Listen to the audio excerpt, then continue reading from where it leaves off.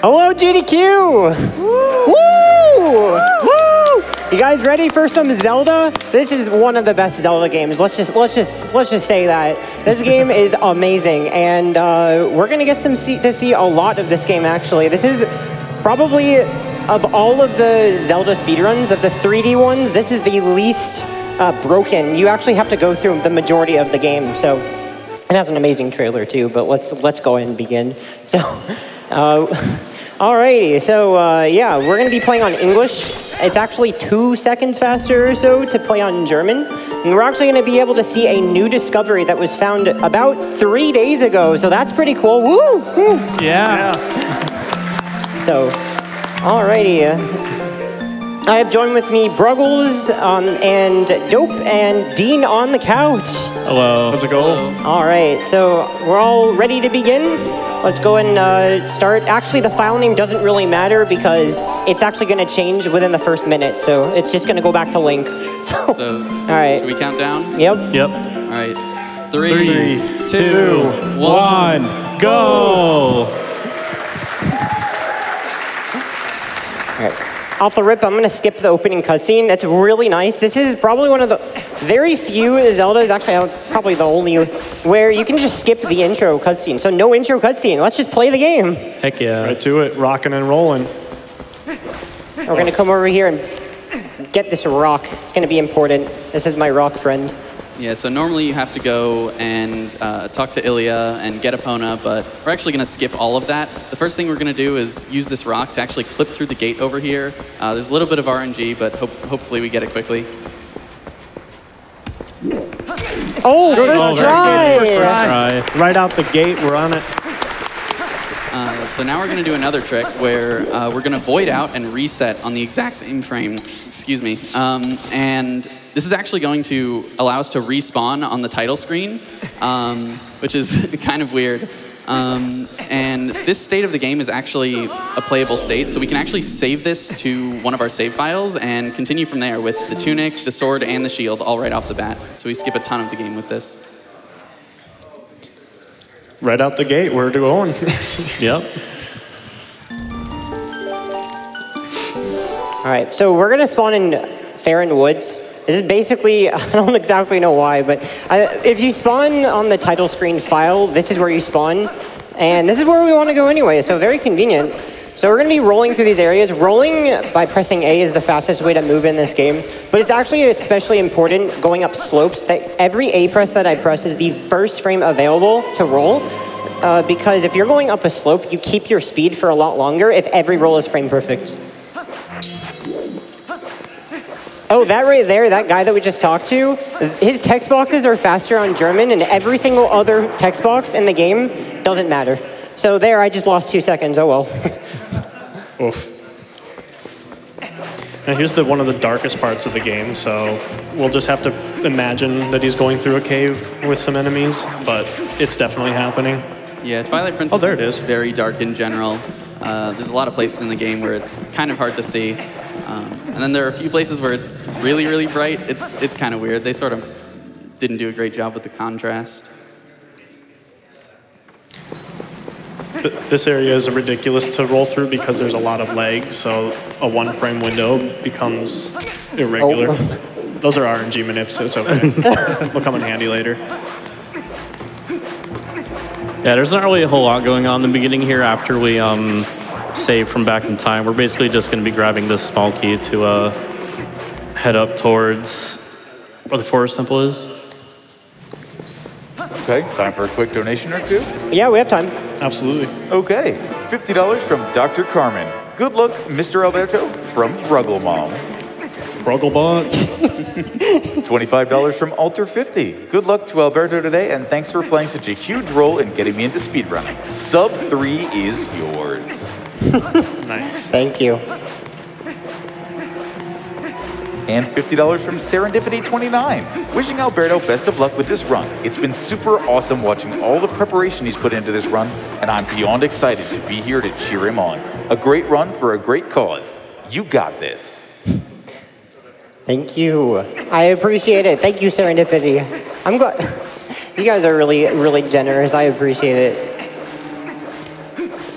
So you may notice at this part of the game, you're normally supposed to have music that goes do-do-do-do, do-do-do-do, do-do-do-do. But because we didn't trigger that part of the game, we don't have that music. It's kind of a shame because that's good music too.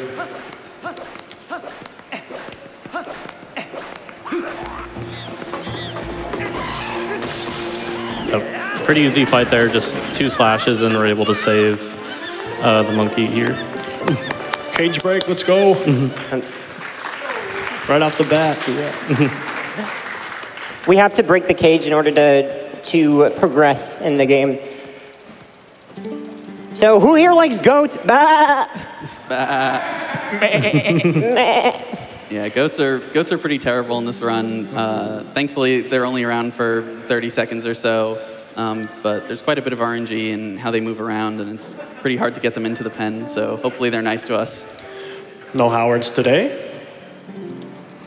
Yeah, we do have a set like routing that we're going to go through the goats here to just kind of move them all in the same direction, but at the very end here, there could be what we call Howards, or the goats that kind of like stray away from the pen, so hopefully they end up being kind of kind to us. Goat in.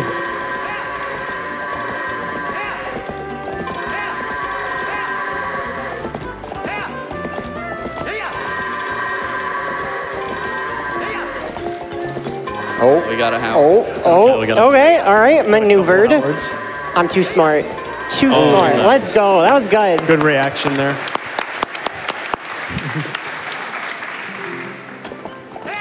There's a weird thing with this game as a speedrun that there's a lot of enemies and characters that don't have names that we have given names. So we have Howard right there, and then we'll be meeting a lot more characters as the run progresses. Here, this is going to be a little interesting. We're going to go visit our friend Bo, and we're about to do something really early. We're going to get the iron boots from Bo, and you're not supposed to be able to do this normally, but part of Back in Time, part of one of the properties of that glitch is that one of the flags on the title screen is Epona being tamed. And that's not supposed to happen until after you beat the Ellen Twilight, and then you have to tame Epona.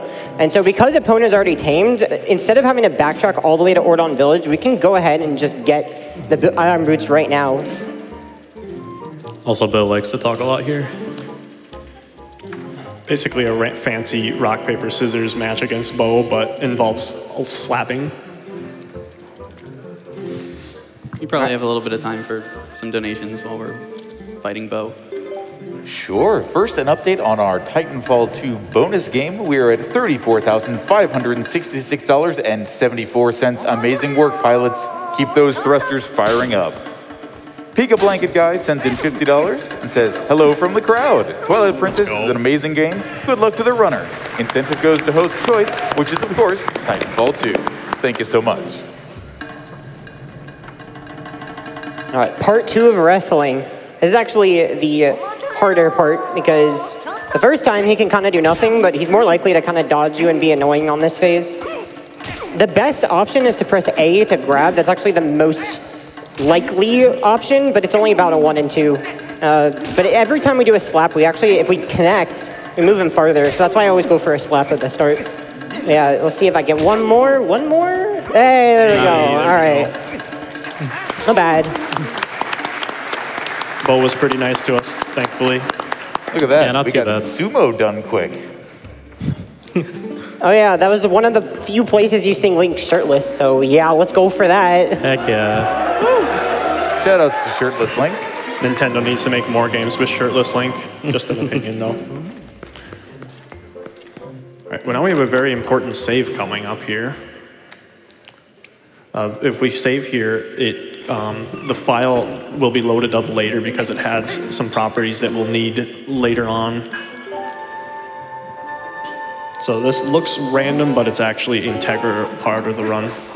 Yep, and we do that save specifically outside of Bo's house, not really anywhere else for a trick we need to work later on.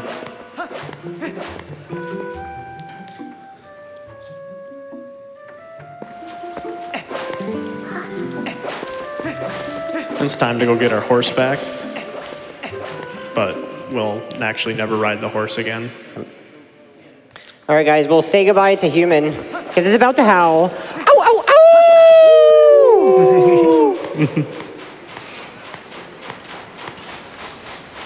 There's not a ton going on here, so donations are good. Certainly. We've got a $1,000 anonymous donation that simply says, Ooh. Fight on GDQ and MSF. And $50 from Iceberg saying, make us proud, China King, Mr. Alberto. See you home soon. $20 from Avery. Hey, GDQ, big love from the UK. Donating with some hype for the Pizza Tower run later, as it's the first game that made me want to try speedrunning for myself. Putting my money towards saving Snotty, as I heartlessly, accidentally, killed him during my first run. Forgive me, Snotty. Looks like Hill has actually picked up a little bit of space between the two choices, so if that's what you want to do, get those donations in. This is our first area as Wolf, so this is kind of like a little tutorial area for movement and getting used to the senses and how to operate with Midna. Sadly, Alberto missed the box break, which loses us 3 frames. Oh no! I know, crazy. But we have a lot of other fun stuff coming up here soon. You'll also notice that the sword and shield are still on Wolfling's back, because you're actually not supposed to have the sword and shield at this point, and the flag for those going away doesn't actually get set until we enter Fair and Twilight, which won't be for another couple minutes. It's odd, though, that our sword and shield is on our back. However, it is not in the inventory, so the game will not think that we have collected it and force us to get it anyway. Fastest way to move as Wolf is just pressing A to dash. There are times where if you interrupt your dash by jumping off a ledge or something, that will, if you do that at the wrong time, you'll lose all your dash speed. So I'm making sure, whenever I initiate a dash, I want to make sure if I'm at a ledge that I do it as late as possible before jumping off. And that does something called a dash cancel that allows me to basically refresh my dash so I can dash instantly after landing. Nice text displacement there. We have like a way to dodge. Nice. Oh, nice. Right there. Let's go. Yeah, it's a small Midna text skip. Normally jump into that, and then she kind of gets mad at you. She's like, oh, what are you doing? But if you jump in a very particular way, you can sort of jump around it.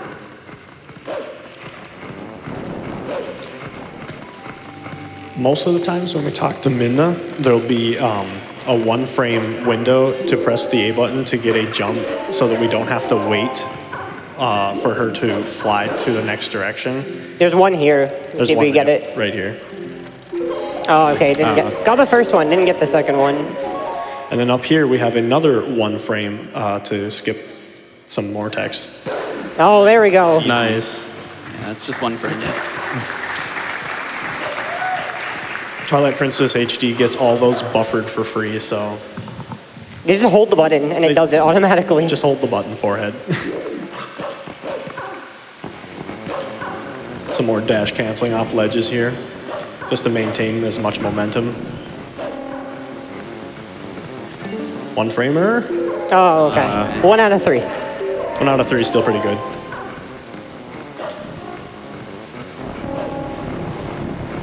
All right, these guys are coming after me. I hope they don't hit me. Okay. Sometimes they can kind of just bully you. You ever get bodied by the cars? All right, hi, Zelda. Bye, Zelda. By Zelda. Later. I think I saw a yellow pixel in there somewhere.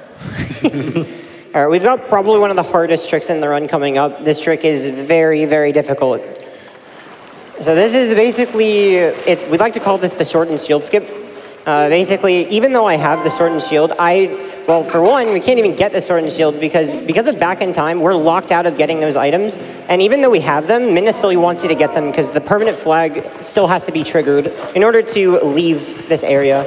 So instead, I'm going to take this guy over. His name's Hugo. Hi, Hugo. Hi, Hugo. Hi, Hugo. Yeah, well, he's actually, I don't know, he's cute and cuddly, but he's also really annoying sometimes. But basically, I'm going to lure him all the way over to the back here, all the way to the trigger, and we're going to use him to skip the Midna trigger, preventing us from escaping. So it's very difficult. I hope I can get this. He's also very slow, so we gotta wait for him to catch up.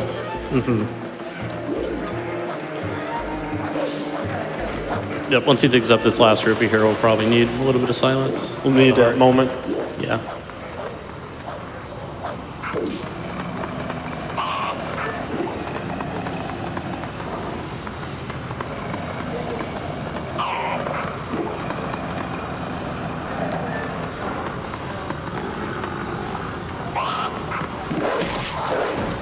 Nice! Oh my hard. gosh.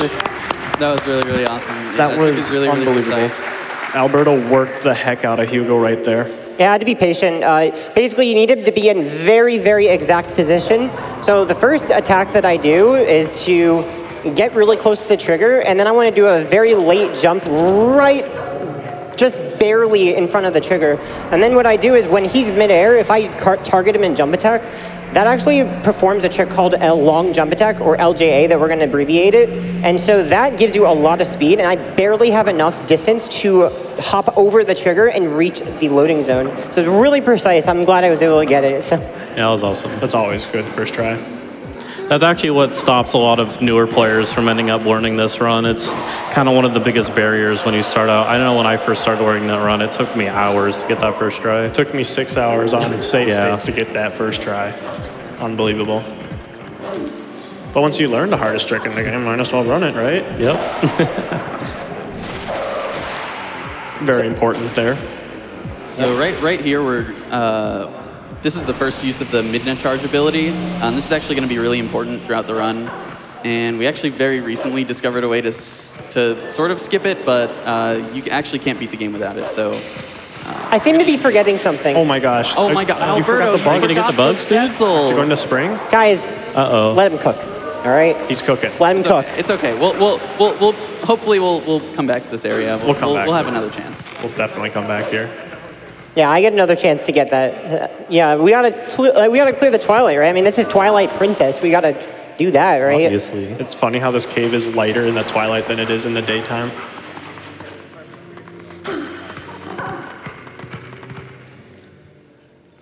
We got another big trick coming up. This is probably one of the most famous tricks in all of Twilight Princess. So it's coming up in the next area, but first let's jump across a bunch of times.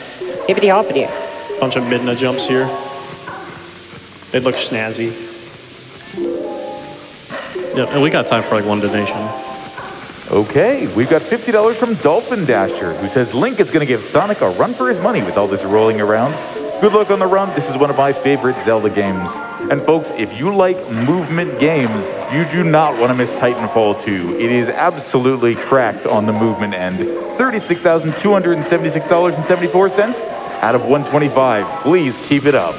Alrighty. Thank you. All right, here we go. This is one of the coolest tricks in the run. Let's do it. So, you know, I just got that minute charge. Well, let's use it to break the game. Yep, this is a very big sequence break Alberto is about to perform. So basically he's going to attack this Shadow Beast right here, then lure it into position, and then wait for a specific attack while holding a midna charge. And then Nice! Nice. Yeah, so basically we can get up out of bounds here and actually jump down all the way to the Sacred Grove. You're not supposed to get here until way later in the game. This is going to allow us to get the Master Sword early. Jamal was very cooperative there. Yeah, that's his name. Alright,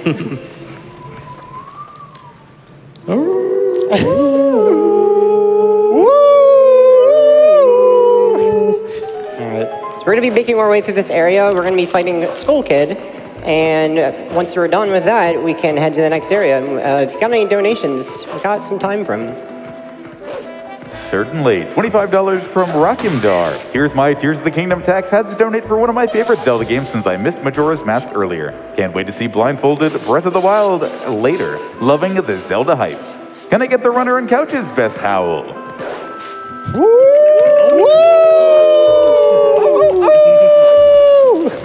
Donation runner's choice. I hope that will go to the Titanfall 2 bonus game, and thank you so much for your generosity. We've also got Cyto Babe with $50. Oh! Had to donate for this Twilight run. And $25 from Supa. Shout out to Dope on the Couch from the Kilf Discord. Good luck on the run, Mr. Alberto.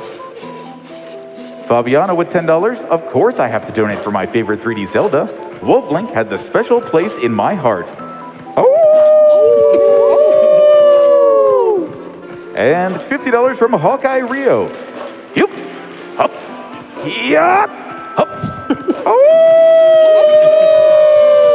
I'm practicing my Link speak. How am I doing? Great. That was pretty good. That was 10 out Doing of 10. just fine, Hawkeye Rio.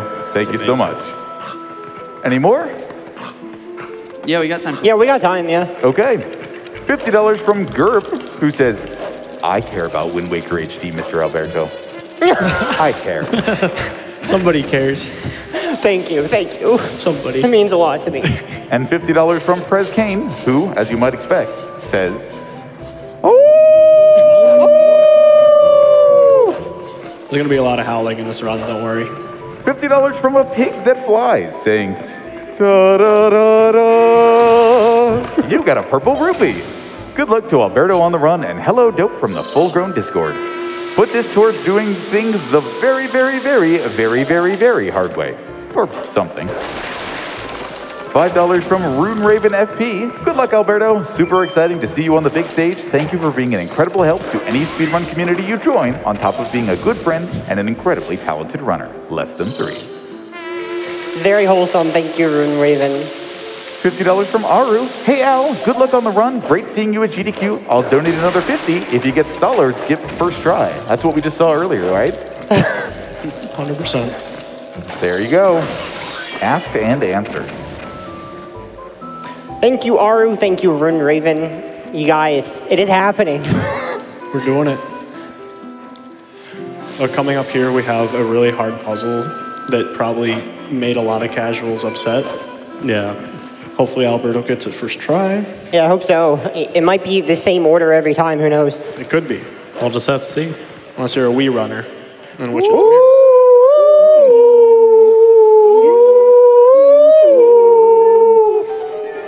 All right, well, I think you go left at the start. Oh. And then I think you go down. I see it. Is that correct, guys? Maybe. I might think be you need right. to- And then I go, oh, okay, sorry, that was the wrong way. Okay, up. Okay, do I go up again? I Up, don't know, right? man. Probably. Wait, wait, one more, wait. Did you try up? I want to try going right because I feel like up might have been wrong. Did you try diagonally? Diagonal, I'll try that next time. Okay. That didn't work, I tried. Okay. Maybe try turning on the senses. Nope. Not senses. Hey! One more. Hey! Last one? All right, maybe up. Just kidding, one left? Wow. Up, I think up might work. Yeah. Hey, look, first try, whoa! Man, that puzzle was so hard. You really came to your senses there. Oh. And look, the Master Sword at around 20 minutes. Yeah, Well, I remember this in my casual playthrough. Yeah, so the Master Sword is, obviously we're getting this way earlier than we're supposed to, and this is going to allow us to do a lot of really, really cool things much earlier than you're supposed to. So it'll allow us to warp whenever we want, it'll allow us to transform whenever we want. Those are two of the really, really big things, especially in the Twilight. You'd think that it would force you to be Wolf, because the game sort of implies that that's what happens, but if you have the Master Sword, you can just transform whenever you want, so... Fun fact, if you watch this cutscene as a human, it just crashes.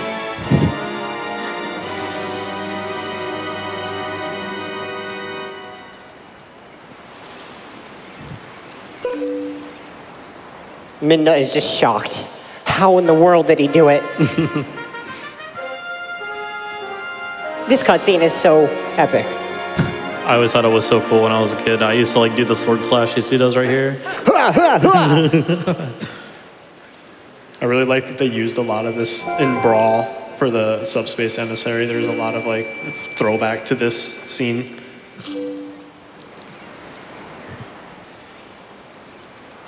Do you have time for a few more donations, actually? Absolutely. Sure, absolutely. I was just soaking in the ambiance myself. You know, Nintendo, if nothing else, is great at making those scenes that are just absolutely unforgettable. We have $250 from Crucio. Time to donate during one of my favorite Zelda games. Let's get Titanfall 2 added to the schedule. Terrain agrees with their $1,000 donation with no... Whoa. Very nice.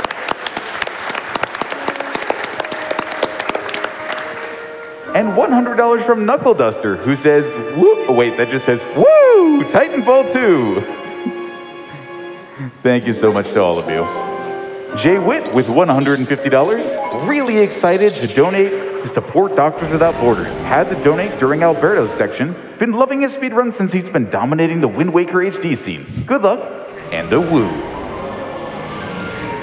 And $10 from Backside of Water. Zelda runs are always great at GDQ. I'll donate again if the host gives their best. Well, excuse me, princess. Excuse me. Oh, no, I can't Alberto, wait to bump. You missed the missed it. vessel again. Guys, I said let him cook. Okay. Okay, I'll get it next Cooking All right, too we'll get it much. next time. We'll get it next It'll time. be the third time. It's fine. We can warp, right? We'll get it later. Yeah, we'll get it later. Don't worry. Third We'll time's come the charm. back. We come back there how many times in the run? So convenient that the shortcut exists. I can't imagine running through each time. Nice first frame out of that dig.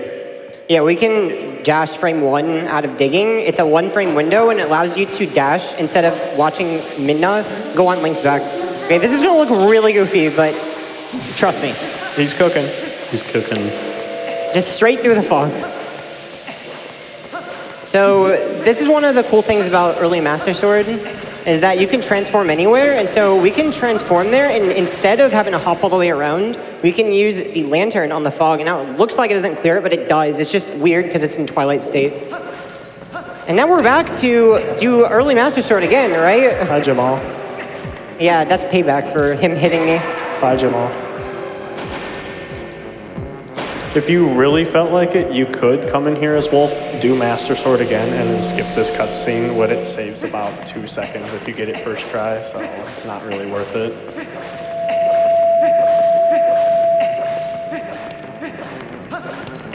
Or rolling up slopes. Hardest part of the game, actually. Yep, and then right when we enter Forest Temple here, we do have a pretty cool trick coming up. Really awesome, but we'll need some quiet for it too. Yep. Yep, use a lantern to get here early, so now we don't have to clear Fair and Twilight. It's nice. All right, let's see if I can get this. Oh, I think that's it. This is a 2 frame window. Depending on what frame you pause, there's a different setup. So we're gonna save and quit, and then I'm gonna hit continue and then void out. And if I did it right, on the title There we go. screen. All right, but we're not done yet. We are not done yet, no. So this is where that save that we made earlier actually comes into play. So if you void out and load a save at the same time here, it actually puts you in the King Bulblin fight. And if you don't load that particular save we made, and maybe a couple other different types of saves you could make, basically the game will just crash. So it's really important that we made that. So that is called boss flags. So now we have something called boss flags for a lot of the run. And that's going to be useful later. So just keep in mind, boss flags, all right? So we're going to go through this area. We're going to go ahead and, so we don't have the slingshot. So we're going to take this nut over here. And we're going to hit this spider with it. Because otherwise you can't climb. Save this monkey. We have to save him. Otherwise we can't progress. So we have to get this monkey. We have to save at least 4 monkeys before we can get the boomerang here, so. However, will you do that, Alberto? Well, It'll maybe happen. just believe. I'm a This believer. nut. Oh, okay. Oh, Nancy. Well, maybe we can still make it. Yeah, this spider Yeah, sometimes the nut. Nancy. Oh, Nancy. Oh, Oh. wait. Let him cook. Nice. Yeah, sometimes man. the nut just breaks and doesn't hit the spider. Unfortunately, happened there, but luckily, Nancy was nice. That was a really nice spider. Speaking of spiders, we're just gonna ignore this guy. Don't pay attention to him. Okay. So I count 1 monkey, right? Does everybody else count 1? We got 1 Yeah, monkey, where are you going right? to get the others? Okay. 1 monkey. Wait, 2. Oh, what the Wait, heck? what? Wait, 3, 3, 4. 4. What? Where did they How come did that from? happen? So that's one of the cool properties of boss flags, is that now I technically have saved all the monkeys because of the boss flags glitch that I got earlier at the start of the dungeon. Let me just swing across. Boom, early boomerang. All right. If we void out in that void there, we actually lose boss flags, so we really need to not void out there. All right, for this mini boss fight, I want everybody to count hops. So I want to hear you guys counting, and if you're not being loud enough, I will shun you, so be loud, okay. We got to All right. count. All right, ready? Here we go. All right, here we go. One, 2, 3, 4, 5. Okay. All right. The optimal is 2, so all right, that's not that bad. But we've seen 26. And then, funny enough, because we have the Master Sword, so normally you're not supposed to have the Master Sword here. You're supposed to have the Ordon Sword, which deals half the damage of the Master Sword. So that's actually supposed to be done in 2 cycles, but we can deal enough damage to do it in 1 cycle. It's really nice because Ook, the amount of times he hops is random. So there, he hopped 5 times. So if I'd done it again, and he had to get back up and throw the boomerang again, then we could have had more hops. So it actually helps the RNG too in the fight. So it makes it less random. Yeah, I don't want to see what a double 26 fight looks like. I think you can just go indefinitely in theory. Yeah. And then our boomerang will talk to us, I guess? It only talks to you this one time in the entire game. New companion? Boomerang? New companion. Replacing Midna. Alrighty. This boomerang is more useful than Midna, though. Oh, this is so powerful. Very This item, useful. you will see a lot of usages of the long jump attack. So remember we used that for our buddy Hugo for sword and shield skip. Well, now we can do it basically anywhere with the boomerang. So this is very, very powerful. And also, who needs to beat the Forest Temple, right? We're supposed to beat the dungeon, right? Oh, we got what we not need. me. Wait, It's wait, fine. wait. Oh, okay, well, I'm not going to beat the dungeon. Okay, bye. We got what we need. We're going to warp away. Now you can get the spring and the bugs. Perfect. But we're not out of the woods yet. Ha ha ha. Haha. Oh. I don't get it.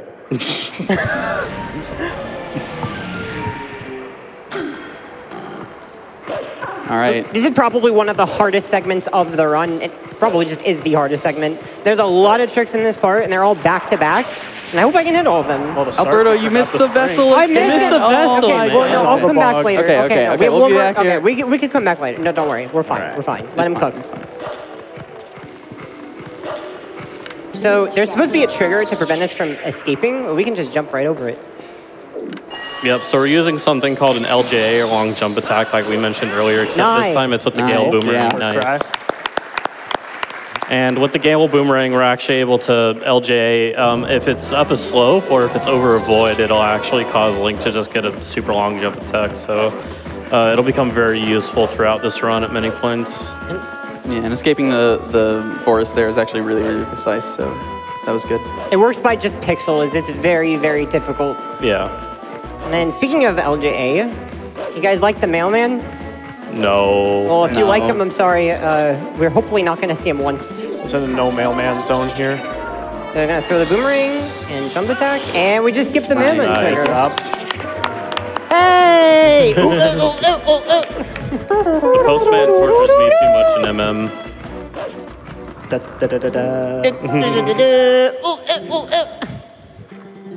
So we're going to be entering another Twilight. Wow, that was quick. Already on the second Twilight. We didn't even clear the first one. So we're going to enter this area. This is where the Kakariko Gorge is. So the gorge, what you're supposed to do is you're supposed to go to the gorge and then see, oh, there's no bridge. Well, where is it? Let's warp back to Farron and get the bridge. Well, guess what? I can't do that unless I've beaten Forest Temple. So I actually can't do that. So we're going to have to do something else. Now coming up here, we have a one-frame trick to press the A button, and it's a very wonderful thing about this run. Yeah, we'll need some silence for when he kills the Shadow Beast here. The I trick hope is I can very get this. precise. There's a one-frame window where I can jump attack during this cutscene. Walter, Okay, here we go. here we go.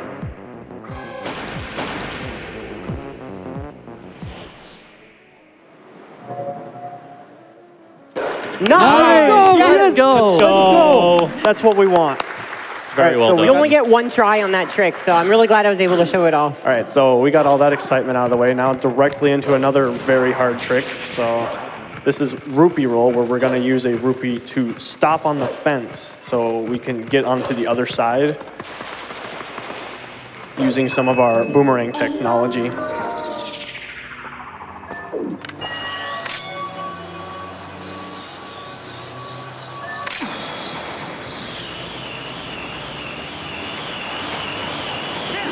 All right. All right. It's part one. Okay. little spooky. So now that we're on the other side of this fence, we can roll around over here and get in a pretty precise position, and we can actually LJ across the entire gorge and skip getting the bridge. Nice! Let's go! Well done. The danger is not over yet because now we have to avoid a really small floor trigger for a King Bulbin fight that we skipped because of back in time. There's all sorts of things to go fun here. Yeah, when Alberto goes to the gate here, he's just going to be hugging, I guess, on the right side here to skip that King Bulbin fight. Yeah, which is just another side effect of back in time and getting the iron boots early. So now we have reached Kakariko Village. So now we're going to hit this warp point by beating the Shadow Beasts. All right. Very good. So now it's time to beat Elden Twilight, right?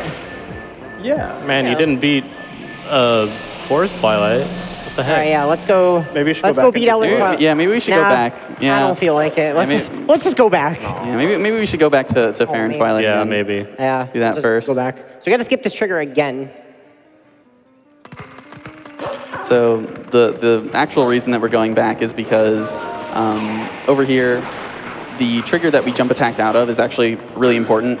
It can be skipped in a task, but we're not a task. So this basically allows us, it gives us the ability to warp without actually calling Midna, and it allows us to open up the map and then enable portals, basically. So we call that map warping. All right, guys, I'm going to go back and beat Elden Twilight, I promise. This time, for real, okay? You better. Okay, guys, I have a spoiler alert. Do you really think I'm going to beat Elden Twilight? Oh, no, not Elden. Fair and Twilight. Fair and Twilight, yeah. Yeah, we'll probably beat We're going to beat it, right? Okay, I mean... All right. Last chance. One more chance to get the vessel. You got this, Alberto. Here we go. First try. Oh. Oh, no. Oh, no. Man, I was Well- about to. Well, I guess the people in Farron can just live in Twilight forever. It's okay. We'll Okay. save the rest of the world. It's gonna really alter the mail route, but that's okay. Yep, and then right here we just have another quick forest escape. And yeah, unfortunately, the spoilers, we do not beat Fair and Twilight. One actually funny side effect of that is that if you continue through the credits to the end of the run, the Fair and Twilight will still show up as the camera pans around the area, and the musics actually overlap on top of each other. Yeah. By the way, the reason I ran back to the gorge and warped away is because that triggers something called map warping. So now at any time, I can, instead of calling Midna to warp, I can just pull up the map. And that is very important for later when we need to warp the cannon. So that's way later on, but actually that is skippable by tasks. If you want to alternate between A and B, 30 times a second for about 2 seconds. You can skip it. All right, so we're going to be heading over to Linear Twilight. We're actually going to be doing a skip to get in early. So we can skip this gate right here. See if I can get this. Gates are more of a suggestion in this game. This is gate. Oh, nine. nice. Yeah. First try. That's actually random whether that works on every try. So first try, very nice. Thank you, game. That is the second of third gates we'll be skipping. All right, and we're going to just magically teleport onto the bridge. All right, cool. And the sky's green. The sky's always green, right? Definitely tornadoes. That's what I see when I go outside. Yeah. All right, this is another hard trick. So basically, we are now on purpose, we're human in this Twilight, and that's because we're actually going to be wanting to get to another dungeon, the Lakebed Temple. We're going to try to get to there early by doing this clip called Pillar Clip. So I'm going to sink all the way down. I just barely have enough air to clip out of bounds and reach there. See if I can get it.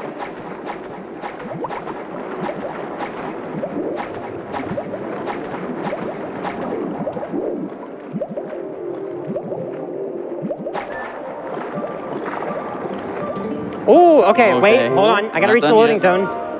Not yet. Hold.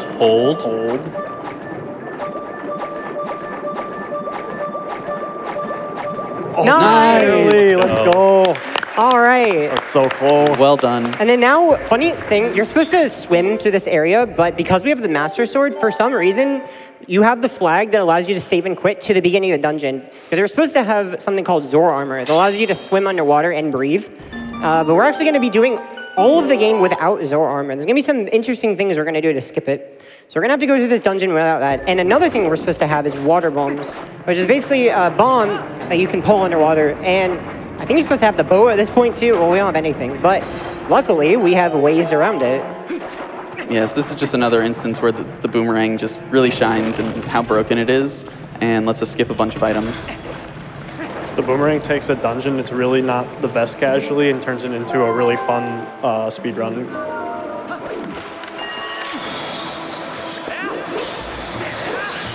Bye, Jake. All right, there we go. Past that room. Easy.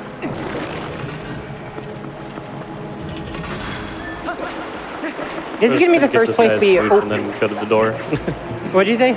I'll say we just give this guy a smooch and then we just go to the door. Yeah. And it's very important that I open the right door, because opening right doors is faster than left doors in this game by about half a second. We, years ago, used to do a double LJ through this room that looked really cool, and then somebody later on timed it out that it was about 2.5, 3 seconds faster to do what we're doing now, and just orient the bridge to this direction instead. We'll be grabbing Uku quick so that we can come back later. Yeah, so you saw, like, when Alberto first entered the dungeon, how close it was on the air, and we do actually have to fill up Lake Hylia, so we won't have the water being so low for the entire run. And if we don't get Uku here, then we basically would have no way to get back in here without getting the Zora armor. But that's slow, so we want to skip that.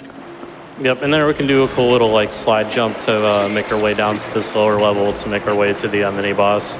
Because the last thing we will need in this temple before we come back for more fuel is the claw shot. A really cool double jump here.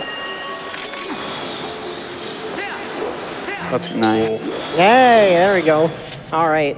So now we're going to be heading to the mini boss, but it's going to look really weird. So this is the exit from the mini boss. This is where you come out when you beat the mini boss. So, but fun fact. So there's a gate in the way, right? So what are we going to do? How are we going to enter the mini boss room? There's a gate. Well, You can skip the I think gate. you should look up a little. yeah, let's look up. Let's see check what's it here. Oh. Oh, look. So that's because of boss flags. We can actually initiate this trigger from even outside of the area. And we can start this fight.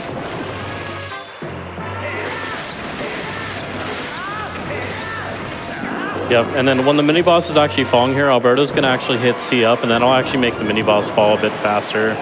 And then if we time some B attacks here, we'll be able to one-cycle it.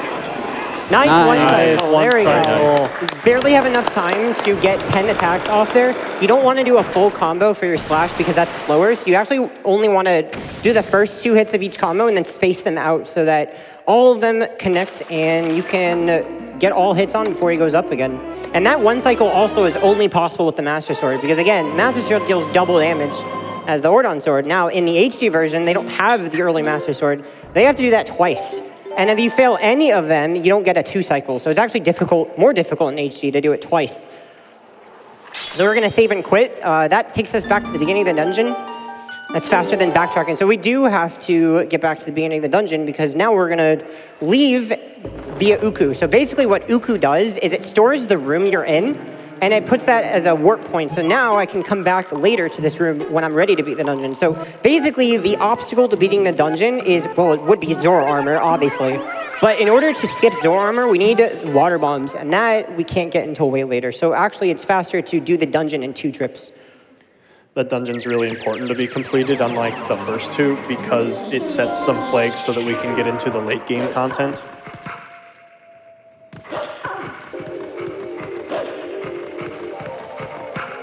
So while we're in Lineru, might as well go all the way up the river and make our way to Zora's domain because there's a warp point we want to hit there for later. So we're actually going to be doing the card rock fight soon. Now this trick, okay, it's probably not marathon safe, but I'm going to do it. I'm going to do it anyway. There's a way to do this fight faster, but if it fails, my game crashes. So I hope my game doesn't crash.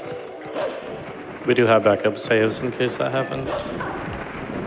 So basically, what we're going to do is we're going to run away first, and that basically makes him start his flight path earlier. Now I'm going to attempt to drown him as human. See if I can get this.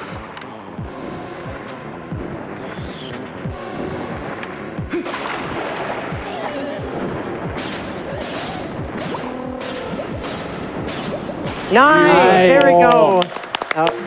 Early pause. Okay, so if he had grabbed me underwater, that would have crashed the game, and that would have been bad. So, but it saves a few seconds to do that. And now we have to transform here. It's actually funny. This flight looks really funny if you aren't wolf for it. So we gotta make sure we're wolf. And now there's a cool clip we can do out of bounds by squeezing between two walls. So I'm about to do it.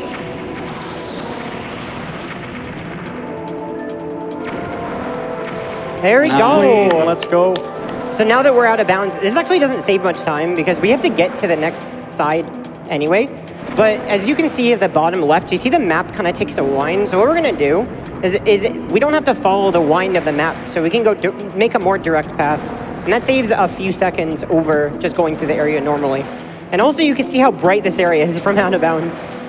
One of the longest out of bounds parts in the whole game for us. Yeah, but we're able to just continuously dash in a straight line instead of having to just fly normally around these twists and turns. So that's what makes it end up being faster. And luckily, you can actually still hit this trigger from way out of bounds. It's a very, very big loading trigger. Time for any donations while you work, or at least one real important announcement? Oh, yeah. Okay. Absolutely. We've just raised $750,000 for Doctors Without Borders. Woo! Thank you so much to everyone. And if you want those individual donations later, you could absolutely get back to that explanation. You can do that right now, actually. Okay. It's donation time. $20 from Audio Zillers. Good luck, Alberto. I've known you for so long, and I love the dedication you've put into all the games you've speedran. So happy to see you get into GDQ, and very proud of you. Thank you. $20 from Salvo. Greetings from Australia. I've been so excited for Twilight Princess all week as I've been following it for years now and have been so keen to see Mr. Alberto on stream. Thank you for making my Friday workday the best day of the week. Good luck on the run. Well, good day to you as well, and thank you so much for your donation. Backside of Water, following up from earlier. Hey, listen, it's my promised second donation. And some folks who are enjoying our runs with their dogs, like an anonymous donor who sends in $1,800 and says, thanks so much to all you cool people playing cool games for a great cause. My dog starts barking whenever you howl. Keep it up. Yes, please keep it up. We are almost to $40,000 on our Titanfall 2 bonus game. It's going amazingly. BT is getting those coordinates locked in, and we're going to throw those donations all the way into the bonus for game bucket. Keep it up. So now that we have this warp portal at the top of Zora's domain, we're basically just going to go clear Elden Twilight. And actually, the only reason that we have to clear Elden Twilight is because we have to clear Linear Twilight. So it's convenient that we get that warp portal. We can just come back to it later. And now we're actually end up doing our first Twilight of the run here. We're going to complete Elden first and then Linearu. See, I told you I'd do a Twilight. What are you guys talking about? He cooked. Yeah, I said let him cook, and there you go. All right, time for Twilight. Let's collect some tears of the kingdom. What? We're out of the really trick-heavy stuff, and we're into the more movement-oriented part of the segments here. You'll see a lot of really small optimizations throughout the loading zones here. We're actually going to do this area backwards. You're supposed to come here after, but we can, for some reason, we just start off as human. You just clip in. Doesn't work as a wolf. And now we're supposed to clear the sanctuary by going through it first. But we just went through the exit, and we can get these bugs. When you go to the sanctuary, you learn that all the kids are captured or at least safe here, but we're not worried about it. We're just busy collecting tears. Being wolf in our lane, vibing, driving. I get it. We killed that first bug, but didn't collect the tear because it takes so long, so we just get it on the way back through. Yeah, you're about to see that after you kill bugs, it takes a long time for you to be able to get the tear. And most of them, you have to jump attack to get them because they are really high up. A lot of this was fixed in HD, but you're about to see here. So here we're going to bonk to trigger the bug. And we're going to get them. And then I have time to climb up here and wait a little bit before jumping. Because it takes that long for you to be able to collect it. And coming up here, we have one of the most movement-heavy sections or parts of this section. Hotel. Welcome to the Hotel California. Oh. Ow! Okay, I think that's exactly how much of that we can play on stream. Thank you. Gonna go into this corner. It makes the bug actually go out, and then we can get him. And here's all the movement. And there's another instance where you see we kill the bug, and we'll come back for the tier on the way back. Oh, this guy's dodging skills. Okay. So here I'm going to get this yellow rupee by side hopping. So there's supposed to be rupee text there. So actually, it's really annoying. Every time you save and quit, or I'm not sure about dying, but it actually refreshes rupee text. So there, I actually skipped the text by getting really close to it and then side hopping, so I collect it midair. And so if you're midair for long enough after picking up the rupee, the text is not there when you land. So it's used a few places to skip rupee text throughout the run. And we do need rupees in the run later. We have to get to 300 to fix the cannon. So gotta get to 300 throughout the run. We'll get there.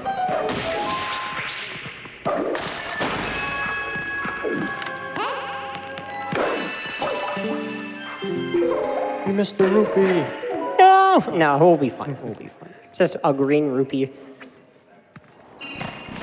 And coming up in a little bit, we actually have one of the more difficult tricks of this part of the run. It's called Wolf Bomb House Skip. So up at the top of this area, there's Barnes' Bomb Shop, or not his shop, but I guess his storage house. And normally the game wants you to go in there and blow it up to get some of the tears out of it. But if you actually kill the bug before it gets into the house, then the game sort of freaks out a little bit. So let's see if Al gets it.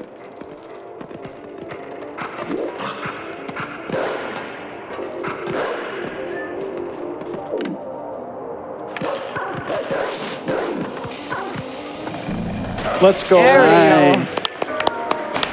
So you see the house just sort of disappears. Where'd it go? I don't know. It's a magic trick.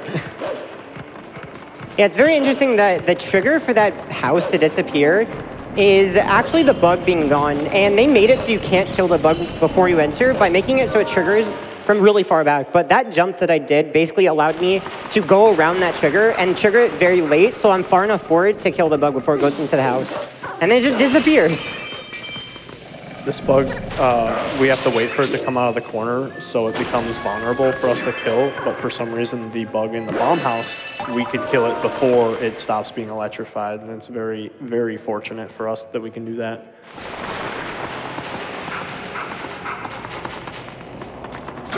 We're just going to be cleaning up Elden Twilight. We actually do have some time for some more donations if you have any. Do I have more donations, they say. $50 from Patches. I have a dog named Titan. He perks his head up whenever he hears Titanfall. He's a very good boy. Donating towards the Titanfall incentive so my good dog gets all the attention during the run. I would love more opportunities to talk about Titanfall, Chad. If you can give me any, talk about what you'd like to see, we would love to hear it. $5 from that underwater Goron in a rock. Hey Alberto, I can't wait for you to rescue me from this rock. Good luck from Guy and the rest of the TP community. $20 from Har Johnson 92. Good luck on the run today, Alberto. So great to see you on the big stage. And Nux Tenmo with $50 asking the important questions.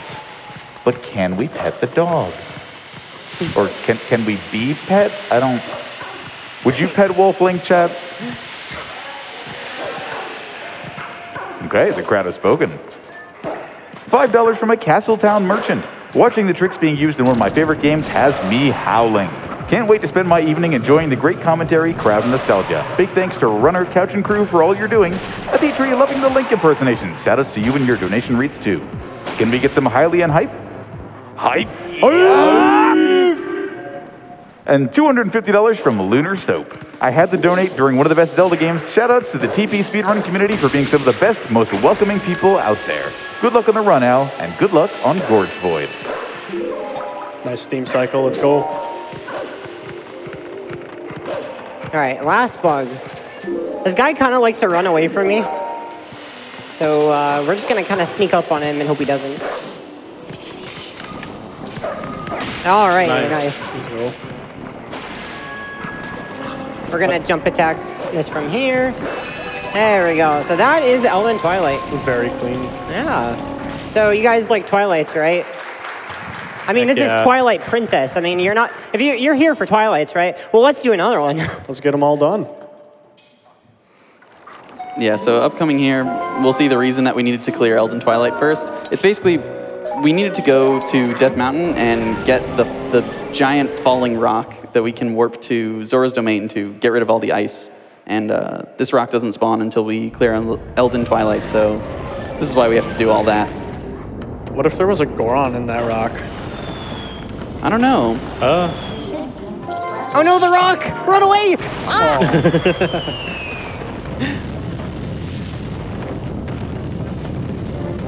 This music is a bomb. I wonder if the Goron in that rock, if potentially there was a Goron in that rock, if he had a bomb bag, wouldn't that be interesting? That'd be cool.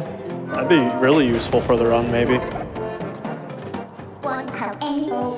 Wait, is there a Goron in that? I forgore. I forgot too. All right, I'm trying to get a frame perfect side up here to skip this text. Oh! Let's go. It's really awkward because that's out of a loading trigger, and loads are inconsistent in this game, so you actually have no idea when to side up, so I actually just have to mash.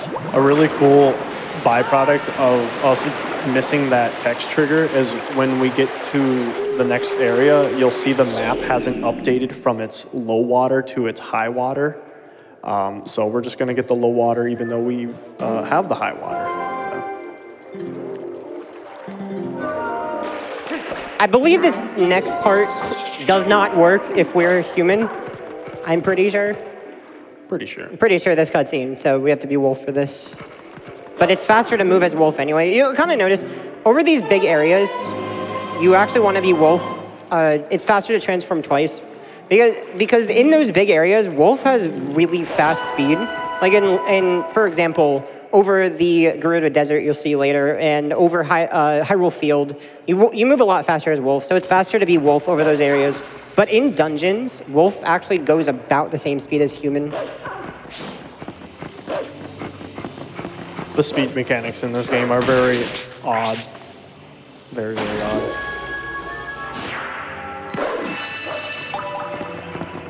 We're beginning to work on clearing off this Twilight too, so we can advance into some of the overworld stuff.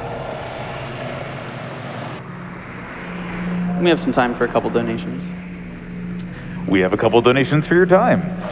Sync with $50. So excited to be seeing a Twilight Princess run in person. One of my favorite games growing up, and it's so fun to see all the tech on the big screen. Donating for Titanfall 2, a really fun run that's definitely worth showing off. $50 from Video Free. Hi, Mr. Alberto. It's so fantastic to see you finally up on that big GDQ stage. It's been amazing seeing your growth as a runner with Wind Waker HD, and I'm so happy for you. Best of luck on the run. Oh, and by the way, Brugglebot should say sassafras. Sassafras. RNL with $100. Way to go, Mr. Alberto. We're enjoying watching you from home base. Thank you, and thank you, Video Freak. I appreciate it. So here, I actually probably should have mentioned earlier, but we're about to do the same trick twice. There's supposed to be a Rutello cutscene in this area when you leave, but that's only on land, and if you go under it as human, that's what we've been doing. It skips the cutscene. Very nice. So we're about to do it again. So here we're going to be human. We're going to go under so we can swim and we don't have to watch the cutscene. All right, there's a really cool trick here. There's a side hop I can do to get to the land. It barely works by pixels.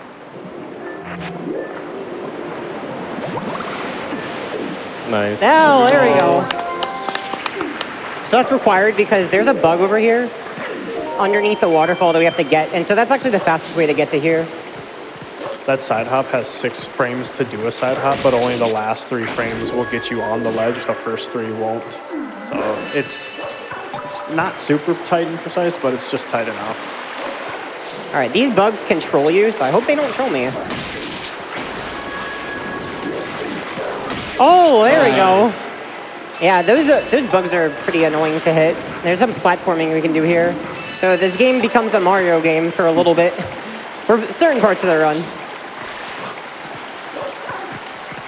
Those bugs are all RNG in their flight patterns, plus where they land is also random. If they land on the land, they explode sooner than if they're in the water. And if you're on Wii 1.0 version, they will sink all the way to the bottom and then blow up, and then the tears will slowly rise all the way back up. So the Wii speedrunning is a really interesting thing to watch in this section. So this Twilight is pretty long. So we actually have some more time for donations. I'd be happy to. $50 from Sylvester, donation to the Fair and Woods Relief Fund. $50 from Daytime Sakura, donating during one of my favorite Zelda games. Good luck on the run, Alberto. Donating towards the bonus game for more GDQ. We are rapidly approaching 1/3 of the way there, just a hair under $40,000. Keep it up, pilots. $150 from Gratz Guild. 4 went out for Epona, gone but not forgotten. Also, shout out to Gratz Guild. $250 from Dale. TP is my favorite Zelda game, so had to donate during it. Love the run, love supporting a good cause. And $500 from Anonymous. TP is my favorite Zelda game. Thanks for a great run. That's awesome. $250 also from Gisel. I never finished Twilight Princess, so happy to outsource that and see the end. $100 from Starspawn. It's dangerous to go alone. Take this donation. And some fans of pets out here in the audience. $50 from Wolflink. Pets, please. And $25 to Doctors Without Borders from Mad Riddler. Yes, Chef. I would like to pet Wolflink, Chef. He looks very soft and cuddly, Chef. Keep up the great speedrun, chefs. We're cooking. Let him cook. Let him cook. $25 from Nemi Sasuni, donating during the first run I ever completed during my first in-person GDQ. This run is amazing, Mr. Alberto. Thank you so much to everyone for your amazing generosity. Thank you. This Twilight area has a bunch of running in the overworld, so after all the tricks in the early game, it's nice to get just a little bit of downtime from all that action before we get into more crazy tricks later on. Yeah, and the only reason we have to come all the way out here is just for one bug in Castletown. If you didn't have this one bug in Castletown, it'd probably be like 3 minutes quicker, maybe more. It's ridiculous how much running you're doing, but like I said, it's a little bit of downtime to just recuperate. Do you guys like running in a straight line? Don't worry, there's a lot of that.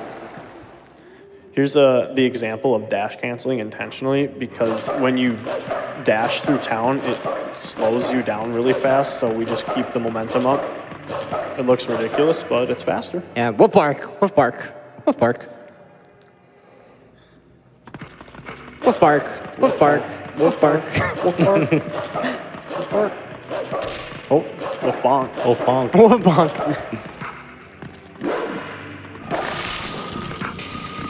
Nice manip. With some good precise movement, we can get that bug to go down right away instead of it staying up on that ledge being invulnerable for a moment. So that was really clean. Yeah, all of these bugs have their own strats. It's kind of interesting to go through and optimize every single little section of the run. That's one of the cool things about this run, minus the boomerang technology, is that almost every point along the way is just something unique that you have to figure out for yourself. It's not just applying tech to everywhere. Like with item sliding in Wind Waker HD, you just item slide everywhere, but in this game you can't do sword and shield skip everywhere. It's just one and done. Pillar clip is one and done.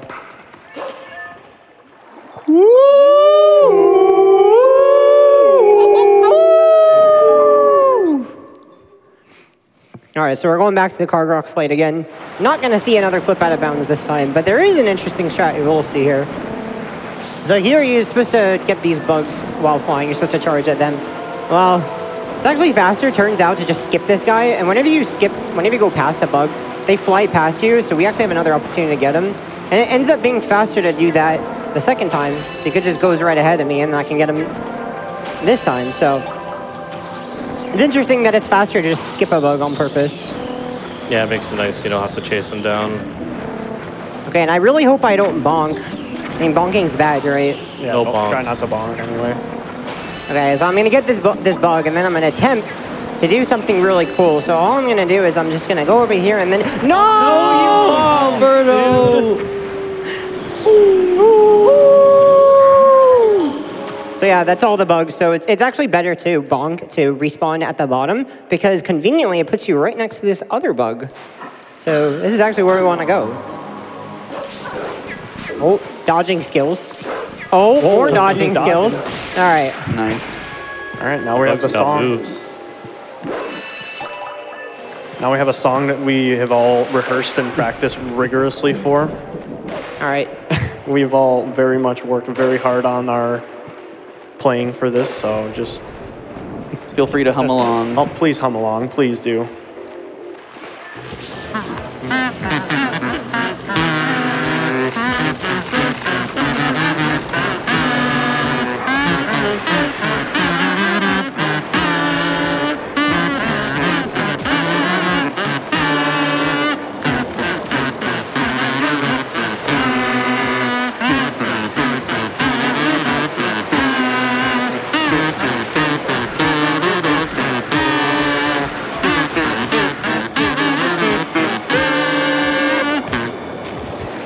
Thank you. Worth it. Do we have any word on when that's dropping on Spotify? No? big Okay, deal. never mind. What was that? Said, do we have any word of when that's dropping on Spotify? Next year. There you go. Next year. Look forward to it, folks. So yeah, that's the last bug of the Twilights. No more Twilights. But we do have princesses, okay? True. No more Twilights, but we have all the princesses left to save.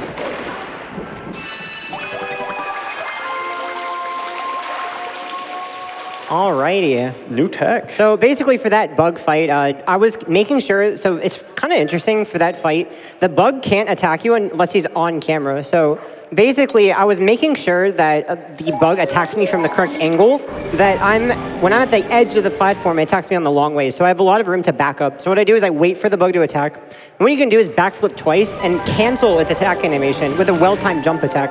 And then that allows me to, instead of dodging the bug, that's what you're supposed to do, I can very quickly attack it again. And I was able to do that twice. Alrighty, so we are going to be heading to our friend Isa that we just saved from the Twilight. We're about to see a real cool trick, but we do have some time for donations if you have more. I'd be happy to. Napa the Doggo with $5. $5 train for all the confused doggos in chat trying to howl along with Wolflink. Loving the run and the entertainment for my pup. $25 from Jen and Grant, from your first ever viewer. Keep killing this run. Love you, bro. Love you, bro.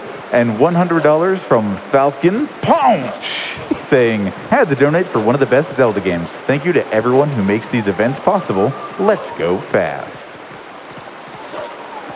We've also got $50 from Zach, donating for the best shooter game with the best robot buddy during the best Puppy Link game. We have crossed the 1/3 mark for Titanfall 2, $42,761.74. Amazing job, everyone. Keep it up. We've also got people out there paying their tiers of the Kingdom tax. It's that time again, chat. $50 from Darth Sasquatch. Someone somewhere is playing Tears of the Kingdom. So here's $50 for their Zelda tax. And $55 from Space Cats, who says, yeah, haha, you found me. Had to donate during the only Zelda I can make live. Includes my Tears of the Kingdom tax, of course. Hey, you watching? Where's your tax? So coming up here, we have that new trick that was found only a couple days ago. Right before GDQ, so convenient, right? Yeah, so basically this is what allows us to kill shadow beasts without having them in a charge. So normally you talk to Isa here and you go kill some shadow beasts for her as human, but with a very precise setup here, we can actually get into the fight as Wolf, which is going to give us some weird effects. But basically, until after beating Lakebed Temple, we won't actually have Midna on our back here. So we don't even have access to the Midna charge. So we have to kill these shadow beasts some other way. It's a bit tricky to do this, Yeah, but it is possible without Midna charge. I do this fight very specifically. I hope I can get it first try.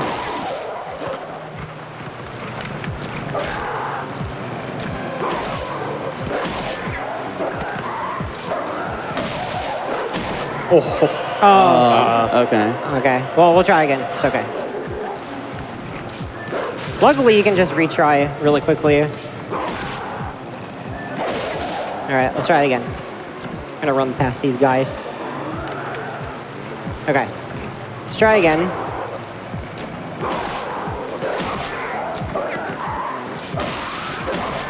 Hey, there we go, there we go. Bit difficult. You want to very quickly, after defeating one of the Shadow Beasts, you have to jump attack and kill the other one. And so you have to do that in that very specific way to get this to basically defeat it. And now, it's funny, Isa's like, shoo, wolf, and then she just invites you back. She's very inviting. All right, so now I can talk to her, and then for whatever reason, because we're wolf, we can just warp away. So we're supposed to do this mini game with bombs. So she gives you bombs. You're like, oh yeah, do this mini game. We're like, okay, later. And then we warp right back.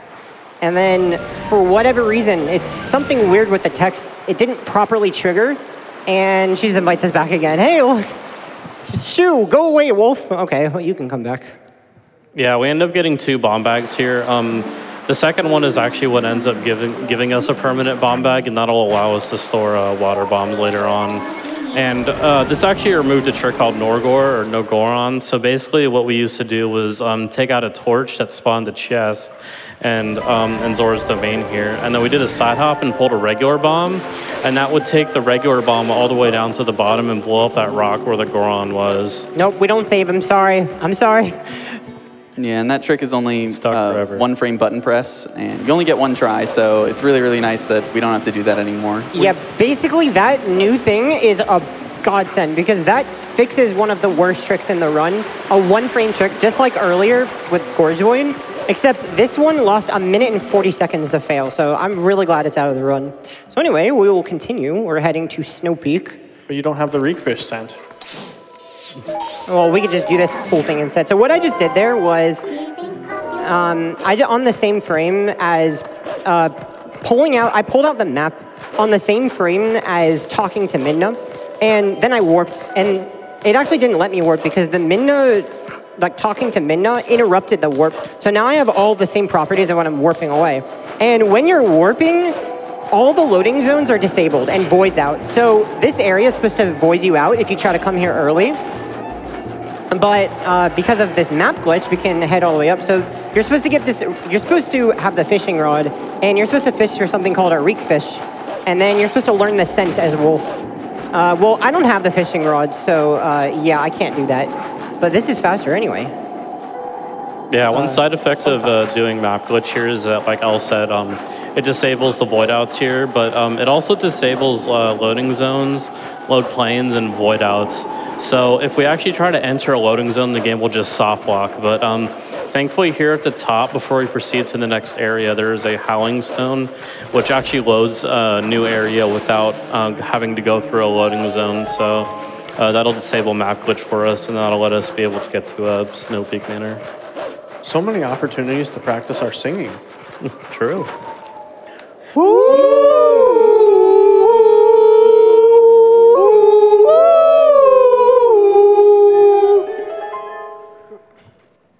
10 out of 10. So we're actually not gonna sing again. Sorry. Actually, we only wanted to activate that so we could deactivate map glitch. Otherwise, right here, where I'm going, you would just kind of dig into oblivion and just soft lock because there's no loading zone. So what I just did is deactivate map glitch so I can actually get to the next area. So now we're gonna be heading up this cave. Lots of ice keys here, so kind of gotta dodge and weave them. Oh yeah, I forgot. What's better than 1 boomerang? 2 boomerangs! That's a cool side effect of that glitch we did. You can do twice as many LJAs. You may have noticed, if you were paying attention enough, you'll see it. I don't think you'll see it again later, but well, you see it one time. I actually had a black rupee. It doesn't do anything, but it looks cool. It's just a cool side effect of that glitch. It messes with your inventory. Oh no, I voided out. Oh, Oh no. no. So what I did was I did that LGA to, I barely can trigger this next area to load before voiding, and that skips the fight. Oh no, spiritual journey. Oh, whatever. All right. One of my spiritual journeys. No spiritual journey. So anyway, basically I skipped the Shadow Beast fight, and that has a really interesting property that kind of sucks for the speedrun, is that this fog is supposed to clear after you beat the Shadow Beast fight, and then this area looks really, really pretty. Well, he just kind of disappears into oblivion because this fog is still here. So now we have to do snowboarding blind. So here we go. He went off on his own spiritual journey. Yes. Gone forever. Goodbye, Yeto. Be seen from Who again. need mirror? All right, so pretty difficult section here. Got to go through here. I'm going to be doing a lot of jumps because my speed is faster midair by a little bit versus when I'm on the ground. So, and I'm doing a bunch of spin attacks because that gains me a little bit of a height, so I can see in the air for a little bit longer. It saves a few frames. It really does not save that much time. A bunch of jumps, hippity hoppity, hippity hop. Also, normally too, I think a few rupees are spawned throughout here. But because of that LGA, I don't think they load properly. The GameCube has limited memory, so we get fog, and there's ice blocks here too, but they're still not loaded either, so you can just crash into invisible ice blocks. All right, so we got to do this difficult shortcut blind. Oh, a little close there. All right, there we go. But it's actually not over yet. The last part, I think, is the hardest part. You have to take this curve. And it's really easy to get messed up here, so... No all right, walks here we of go. shame today. All right, whoa, oh, Oh, oh. All right, good. And then we can skip this miniature Nice. here with jump attacks. And there we go. nice. No walk of shame today. So now we have reached Snow Peak. This dungeon is also very broken, so if you blink, you'll miss it. So very fast dungeon here. We don't actually beat the dungeon, but we do need the ball and chain, so that's what we're gonna come here for. All the way here, just for a single item. Man, that ball and chain needs friends, so we give him friends. So we're gonna come through here, and we're gonna go through this area backwards, actually, using an LJA. And you can actually claw shot through the floor. You're supposed to bomb this floor first before coming through here, but you can actually, you're not supposed to be able to reach that, but you can actually claw shot through the floor. And so now we're gonna head over here. This is actually a recently found route I'm gonna do. So I'm gonna need a little bit of quiet for this trick. There's a frame perfect trick I can do here to get up this ladder and skip this freeze hard. Okay, that was a little late. Oh, early, okay. Oh, early again, okay. There we go, Nice. okay. Now I can climb all the way up.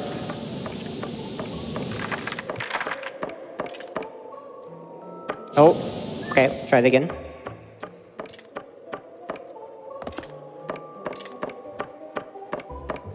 Okay, second drop matters too.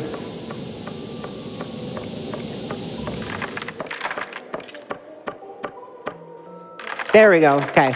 So now he'll stop his breath and then I can climb up. And bam, we've skipped him. But wait, there's another one. Let's skip the other guy too. Oof. This guy looks scary. So there, That's we true. can clip out of bounds by first getting hit on purpose, and then we have the invincibility frames, and I can B attack to get behind him, and bam, we've skipped the second one. Now on to Dark Hammer without bombs. All right, so this fight, we're supposed to claw shot. It's actually a little faster to go behind him first. And then now, because he's turned around, he'll actually throw the ball and chain. Make quick work of him with spin attacks, and bam, Very that nice. is the Dark Hammer.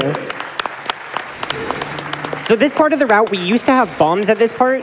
That's actually, if you look at a run, even the world record, so the world record actually does not have this new route. It was found so recently, and it's not been beaten with this new route. But so the world record actually has bombs for this fight. It's useful to deal damage to this guy. But we won't get bombs until we save and quit. That's one of the properties of this bomb bag that we get. So actually, we do want to empty our bomb bag, but we can't yet because we have to save and quit. And we're trying to find another place to save and quit, but the fastest place is here, where we do it anyway. Yeah, Oh, there you go. There's the black rupee. Yep. And the reason why we end up only coming here for the ball and chain is that it's pretty much, to defeat Zand, it's pretty much hard locked behind the Blizzetta form. So you gotta hit them in the foot with it. So only reason why we come here. There also are a few good rupee drops here to fix the sky cannon later on. Yeah, the ball and chain ends up saving some time in some other places. It's definitely a good item to have, just because it deals so much damage so quickly. But the only required use of it is for Zant. You got an orange rupee. Yeah, I was trying to decide up over. So then you can see that's the rupee text I was talking about that I've been trying to skip. So, alrighty. We are coming up on probably one of the craziest parts of the run. We're going to be having to fight a boss without the necessary items, let's just say that. But first, so I have to get water bombs. I don't have the Zora armor, so I have to get water bombs instead. Well, to get water bombs in this bomb bag, I have to empty it first. So that's what I'm going to do. So I'm going to go over here, and I'm going to go up here. Nice. And then I'm going to come over here, and I'm going to empty it. So if you pull bombs here, the waterfall will just cancel your bombs. So you can dump your bombs very quickly here. Yep, so we need an ammo count of 0 here. Oh, nice jump. In our bomb bag to get the water bombs here. And then also, in this temple, this has the only boss key skip in pretty much the whole run. All the boss doors are normally, like, you have to open it for it to, like, activate a loading zone that takes you to the boss room, but this is the only temple that doesn't have that requirement, because, like, normally you could go behind a boss door, but then there would just be nothing, so... Yeah, which is different than, like... Oh, left door. Time. I like going to the left door here, but it is slower. I just prefer it. But yeah, so it's different than from like Ocarina of Time or Majora's Mask, where the loading zones are all just kind of sitting there out in the open. But in Twilight Princess, yeah, you have to open for every dungeon except like that. You have to open the door. There we go, boss key skip, the only one in the run. So there's a very small gap in the floor there. If you clip into the stairs, you can drop through that little gap. And we don't have Zora armor, so We might drown. Guys, We need are we gonna air. make it? Oh, jeez. Are we gonna make it? Okay. Fourth wall break. Ow! Okay, that hurt. Oh, it's gonna be really close. Oh my gosh. Okay. So yeah, we actually have just barely enough air to make it to the bottom there. It's kind of convenient. It almost seems like it was intentional. Yeah, and after that cutscene, it'll automatically refill our air, and then, I guess you can explain this one. Alrighty. So what I just did there was I pulled bomb, and then while you can only pull water bomb if you are on the ground. But there's actually a trick to pull it while swimming. If you pull it and then equip over the iron boots, Link will take off the iron boots as he's pulling the bomb, and now I can swim around with it. And that's very useful because I don't have the necessary item to beat this boss, the Zora armor. It's very slow to get. So I'm actually going to be using this glitch to refill my air meter. So watch this. So all I'm going to do is I'm going to let go of the bomb at the right time. I'm going to wait. And then there we go. I just refill my air meter. So I can do that throughout the fight to do all this fight without Zora armor. So it's very difficult though. So. All right, so there I had iron boots on before claw shotting. That way, if I equip over iron boots, I actually fall off of Morpheal. It's very useful because I don't want to stay on Morpheal for too long. And then, this is actually RNG where Morpheal goes, so I hope this works. Oh, that's good, okay.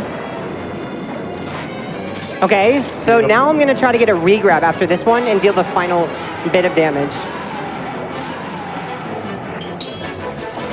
Nice! So now we do the ending blow, and bam! Who needs Zora armor for Morpheal? Very well done.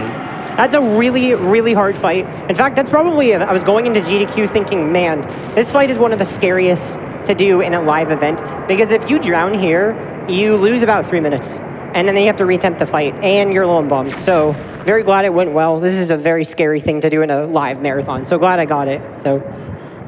And then Morpheal just rams into a wall, and I guess this is how physics works. So we're underwater, right? So ramming into the wall drains the water, right? Like that's how it works, right? That's how physics works.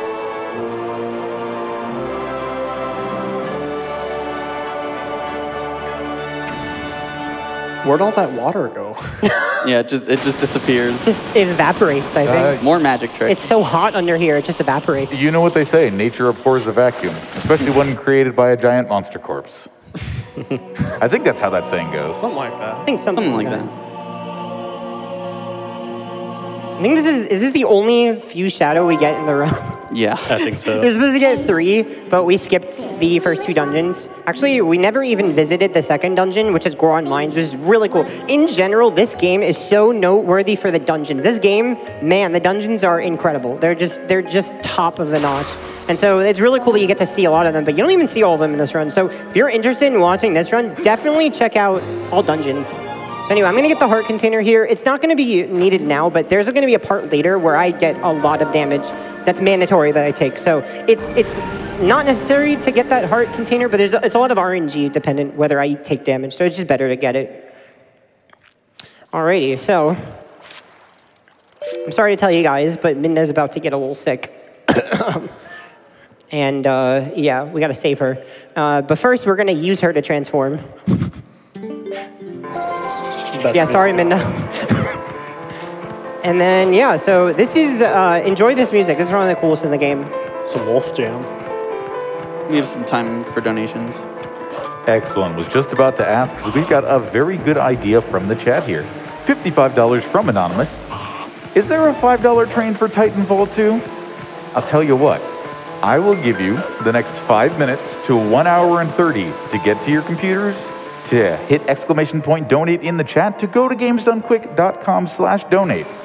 But in return, what I want you to do for me is keep that $5 train going all the way to 1 hour and 55 minutes. Can you do it, chat? I think you can. We've also got $10 from Cowboy Alec, who says, woo!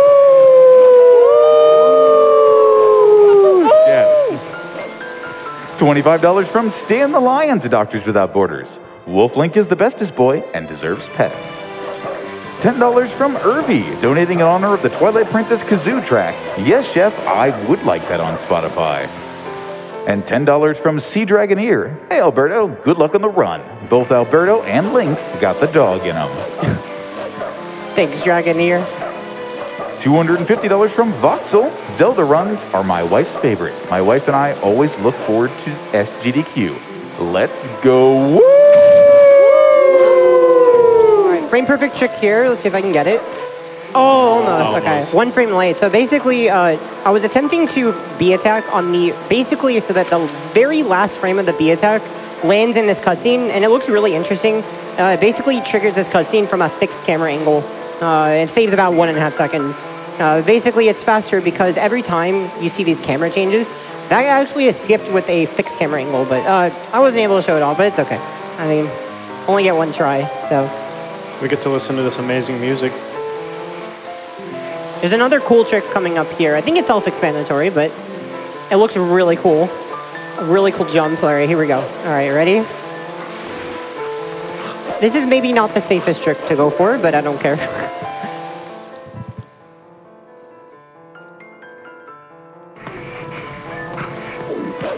Oh, okay. All right. Oh, we tried. I'm not going to be re-attempting it, but basically, as you can see, I was trying to grab that rope. It's okay. I'll just do the normal route. But yeah, you can actually barely grab that. That's a recent thing that runners started going for. We figured out how to get it consistent. But yeah, I just barely missed that rope, so we'll just go to the right, how I'm supposed to go. To the left. Oh, the right. We're just trying to show off all the options for this room. Absolutely. The attitude is what makes the speed run. You've got to go for those. You got it. Absolutely. Time to check in with people paying the Tears of the Kingdom tax? Yeah? Yeah. All right. $5 from Abyssal. Did I hear $5 for those playing Tears of the Kingdom? $100 from Rowan's Garden. So excited to donate during Twilight Princess. It was the game to get me into video games. Happy Pride Month, trans rights are humans' rights, and Tears of the Kingdom tax. And $55 from the Meme Machine, now in HD. Here's my Tears of the Kingdom tax, and then some extra dollars for the real tears of laughter from those kazoos. Come on, Titanfall 2. Thank you so much to everyone. Your donations mean all the difference in the world to Doctors Without Borders. Man, this music. It's so good. So good. D minor, if you're wondering. I started learning this on piano. I'll get there. And so coming up here is another really, really cool use of having the Master Sword early. Basically, you're supposed to bring one of those sticks lit on fire over to this web, but we can just transform into human and use the lantern to get past it, which is quite a bit faster. You know, Minda's really not feeling well, but we got things to do, and it's slower. So. We're being a little mean to Minda right now. I'm sorry. She'll be all right. All right, this is a pretty difficult area we're trying to go through. So I'm going to try, I have to defeat this first guy, and I'm going to try to do a skip for the rope.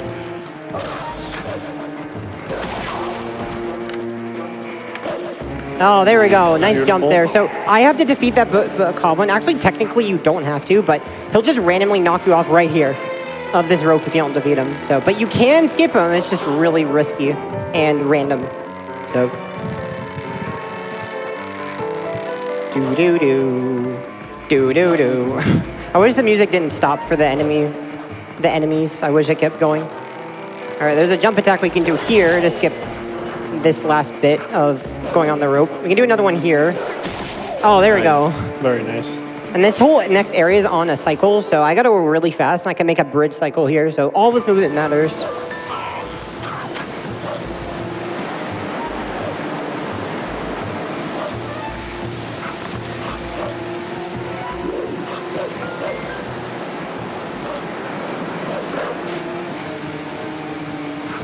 Okay, we should be good. All right, this bridge can kind of control you sometimes. You can kind of like trip. Oh, there we go. Nice. Yeah, it's weird, and I don't think we have it fully figured out, but sometimes you can kind of just land on that bridge and then just like trip and fall. And then void out, it's really bad. Sometimes you clip through the bridge. All right, we doing this as human? Are we doing this? It's up to you. I think it's working. All right, so this is slower, but I mean, you could tell. I'm gonna trigger this cutscene as humans so you can see what it looks like. All right, I'm not gonna skip the cutscene, just watch. We're just showing off the game. This is perfectly normal, right? All right. Oh, Link. Oh, Link. it looks so good. Who's sick, Minda or Link? You just... He's a little squished. Are you okay there, buddy? Minda. It's okay. We'll see. Oh my gosh. All right. She's like, I can't help Zelda you. can't even. Yeah. All right, we'll Let her save cook. Let her cook. All right. She's cooking. But yeah, that cutscene looks really weird. There's a bunch of instances where, because of having the early Master Sword, we can be in cutscenes that we're supposed to be wolf as human, and vice versa. There's actually this one cutscene where you see it in other categories. It's taming Epona. You can actually trigger that cutscene as wolf, and so you're supposed to be riding Epona as human. Well, it's funny because it's wolf riding Epona, and it looks super duper messed up. Like there's this part where it's just flashing lights all throughout the cutscene, and it looks like Link is being stretched to 1,000,000 pieces. So definitely check out. That's actually in the 100% run. If you haven't checked that out. Basically, if you put Wolf Link in a black hole, it looks like that. Yep, and now we're learning our only hidden skill, the ending blow. It's pretty much only going to be used for defeating Ganondorf at the end of the run. Yeah, but it is actually required. It is possible to get all the way to the end of the game without learning the ending blow, but you can knock Ganondorf down at the end. It'll say press A to finish at the bottom of the screen, and just nothing will happen, and it's kind of silly. Actually, Crosser did that recently. Oh, no. Yeah, no. he forgot to get it. Oh, shout-outs to Crosser if you're watching. You poor thing. And you think you're so far ahead for the whole run, because doing this takes about a minute and a half. He got all the way to Hyrule Castle, and he couldn't ending blow one of the enemies, and he just screams, "I forgot ending blow!" Yeah. So anyway, actually, fun lore. This is actually the Hero of Time from Majora's Mask. So we have any Majora's Mask fans in the crowd? Heck yeah. It's a good game. Alrighty, so this cutscene drops us off in Faron Woods, which is where you're supposed to have watched it. But you actually can't even trigger the Golden Wolf from Faron Woods because it has to be cleared first. You have to beat it, and then you're supposed to do the Golden Wolf right before Forest Temple. So we had to get that other one instead. And then because you're supposed to do it from Faron Woods, it just drops you right back where you're supposed to do it. And now time to climb some ladders. Yeah. Don't skip leg day, Link. Yeah. I don't know if you guys have anything else to say, but... So maybe some... Yeah, we have time for some donations. Yeah. Oh, great. I have some things to say from lovely people out there in the chat. $25 from Era. As much as I love Wolf Link, shout out to all the amazing Castletown cats in Twilight Princess. watching this run of my favorite Zelda game with my cat, Avalon. Good luck on the run. It's been amazing so far. $50 from Anonymous. Way to go, dopezzera, bruggles, Mr. Alberto, Dean Machine, and ateatree. Awesome run and sick kazoo work. First-time viewer from Colorado. Nice. And $2,500 from Anonymous. Wow.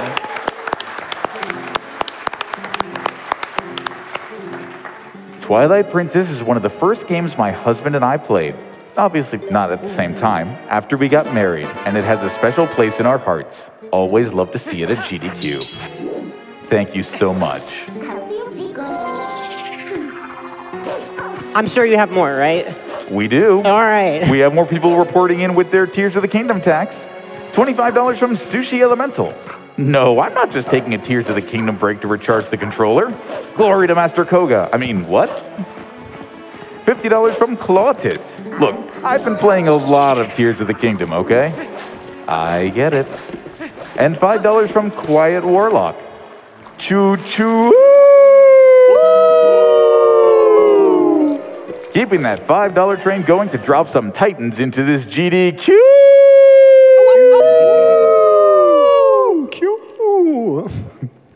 Q. Any Skyward Sword fans in the chat? And then not the chat, the crowd? Hey, they can be in the chat too. In the chat? That's perfectly yeah, fine. any Skyward Sword fans? Yeah. So here, this area, I pan the camera up. Actually, you've seen me do it several times throughout the run, but basically this is a very laggy area, and panning the camera up is lag reduction.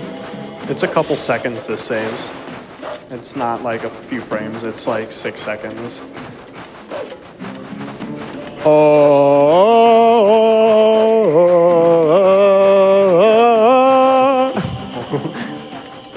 Nice jump. We'll be coming up on Gate Clip Part 3, and that will be one of the last gates we clip in the whole run. So here, you're supposed to get a boar from these guys and ram it through the fence. But actually, because I went to Snow Peak so early, before Arbiters, Snow Peak's supposed to be after Arbiters. Basically, I have the ball and chain, and that's actually very helpful because here, there's a wall. So we're about to get there in a bit. All right, there we go. So there's this wall, this thing we can just knock down.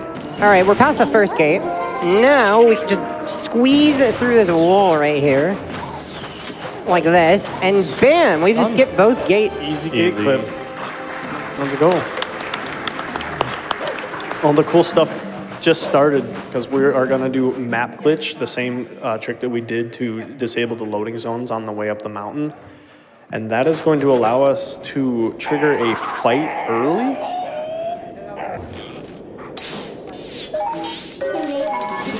All right, Nice. so there's map glitch. So this area, we're supposed to go through, around, and get a key, and then open the gate to spawn the King Bolwyn fight. This is well, it's not supposed to be the first one we do in the run, but it's the first one. So I'm actually gonna go out of bounds here. With this LJ right here. All right, it's not over. All right. So we're gonna just jump and void out. Oh no! Oh wait, we're not voiding? What? Wait. What the heck? What? So we actually trigger the fight from below the map.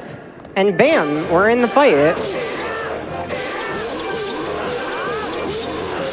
And there we go, there's King Bolwyn. So, yeah, you saw I did a lot of spin attack. Spin attack is very powerful in King Bolwyn, but actually the spin attack direction matters. So you want to do a counterclockwise spin because actually counterclockwise spins last 1 frame longer than a clockwise spin and make it so you can actually triple hit King Bolwyn. So doing a triple hit for a spin attack is 6 damage each time. Well, it was actually 12 because of the Master Sword. So this guy just drops instantly, basically. And yeah, now this place is going to burn down. So I guess the run's over, right? Oh no, we're trapped. It is literally on fire. You might want to panic. His run is on fire, yeah. Yeah, and that fight's actually really scary because when you do map glitch, if you actually die and try to continue, the game just sort of soft locks because I guess continuing counts as a loading zone. It's sort of weird, but yeah, dying there is really bad. That would lose a lot of time. And we go through the floor at the end here. Oh, I actually never noticed that. All right, so all the dungeons up until this point were fairly broken. We kind of just skipped right to the end if we even beat the dungeon. But this dungeon is the first of several that it's basically the dungeon rush. This dungeon, we cannot just skip right to the end. This is going to be a much longer dungeon, and it's very busy and involved. It's actually quite literally the hardest dungeon in the run. So it's just, there's so much going on in this dungeon. So this dungeon has a lot of sand, so we have to get around sand in this. This first room, you can roll through the sand.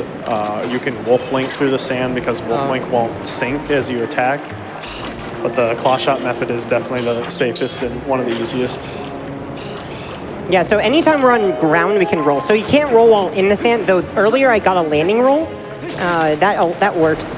But when you're in the sand, you lose your speed very, very, very quickly. So what I'm doing is I'm doing a very late roll, and I keep my roll speed until the very end. So I'm making it so that roll will reach the other side of the sand. So I got to do it kind of late. It's basically going from island to island. So that's one of the ways to get across. That's what we're going to see here. But there's other ways, too. So there, again, you saw a roll, and then we're going to do another roll and goes past that sand. Alrighty, so if you guys remember, do we have any OT fans in the chat or in the crowd? Yes. Yeah, so this is a lot like Ocarina of Time. So basically, if you remember the 4 pose in Forest Temple, this is basically the same exact kind of thing.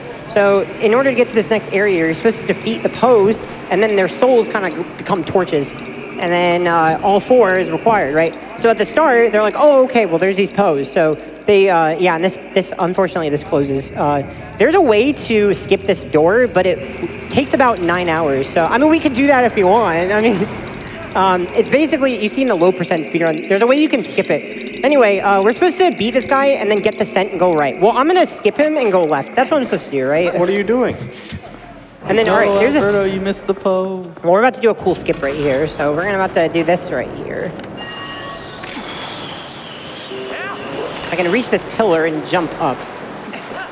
Oh, and there we go. Nice.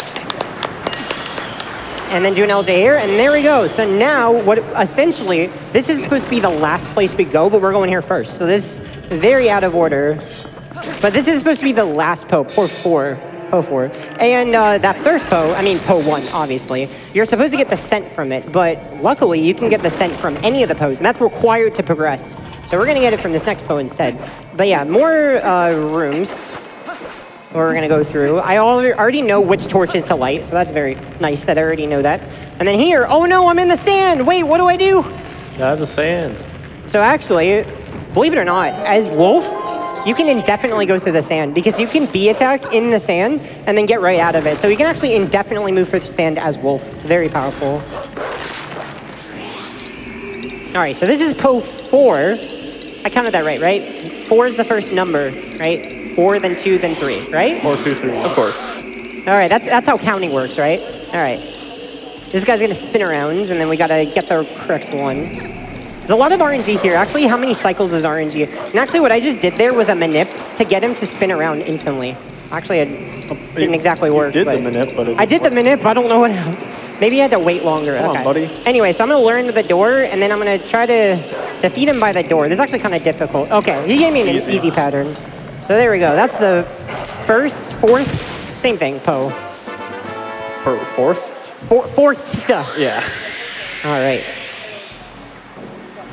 Yeah, basically, this is, you only need the second and third and fourth Po. That's actually the only ones that the game checks for. So even though we get Po 4, we still have to get the others. You're going to learn the Po scent. That's going to be important. So that's required to get to Po 2. And then there's some cool movement here. There we go. And then I actually have to push this block all the way 4 times.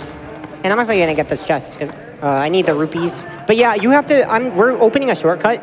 So basically what you're supposed to do in the dungeon, I'll tell you how you're supposed to do it. You're supposed to beat the first guy, go right, then dig after the Po scent. Then beat a Po, then we're supposed to go across the top and then beat the last Po on the left. So instead, we beat that guy already, and then you need the small key to get to, you're supposed to have the small key to get to the fourth Po, right? Well, we're gonna do it different. we're going to use a small key to get to a different Poe. It's just going to be very out of order, I will say. But yeah, so now we're heading to Poe 2, technically. Oh. Gotta push this thing. Is this guy going to hit me? Oh, there we go. Nice. Thank you. So if you get hit off while you're pushing, it keeps pushing, so you can move while it's pushing. Use the ball and chain to make quick work of that Gibdo. And here's the small key that we have. We're actually not going to use it for its intended use. So I'm going to get this rupee. We're actually almost at that 300 we need. So we're going to head over to the next Poe.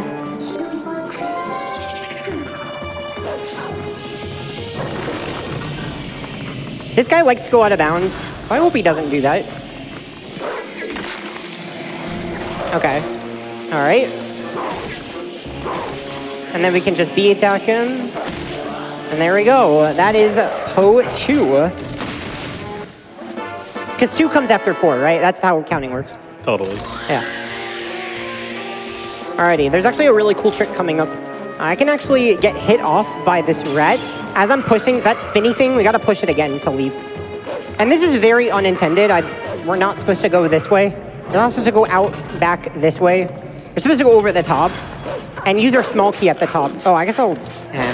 whatever. I actually will just push the thing. I kind of messed up the setup, so we'll just push it. But yeah, you can get hit off by that rat as you're pushing this too. It saves a few seconds. So yeah, we're going through the bottom here. And so as I mentioned, that small key, we're supposed to go to a door up top and go all the way across. Instead, we're going on the ground. But luckily, I opened that shortcut earlier after beating the Poe 4, doing that Poe skip. And then now I can go through this entire area backwards. It's better than going forwards, I will say. So yeah, we opened the shortcut already. And now we can head up here and go again backwards. So, and then we have the small key, right? Well, let's use it. So interestingly enough, this door that we're supposed to use it on, we can open it from reverse. It's really cool that we do that there. That makes sense. And you still have to get the small key. You have to get it, even to open it in reverse. And then this is the final Poe that we're going to fight. This is Poe 3. You have to beat this Gibdo first. He'll just mess you up. And we need the rupee from beating him anyway.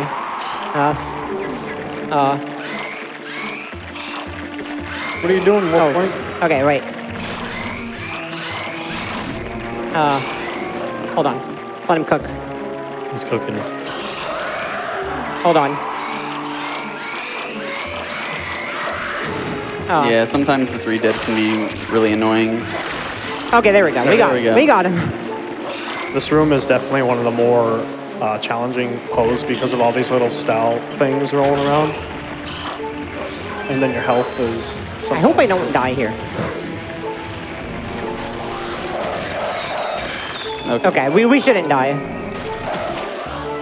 Can't believe none there of we them go. dropped All right, a little messy, but we got it. Get some monk ass. There we go, and that's the final Poe. So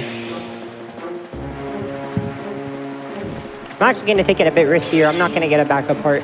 I don't need it. We're fine. Yeah. We're fine. Everything's fine. Just a flesh wound. Yeah, it's just a little bump in the road.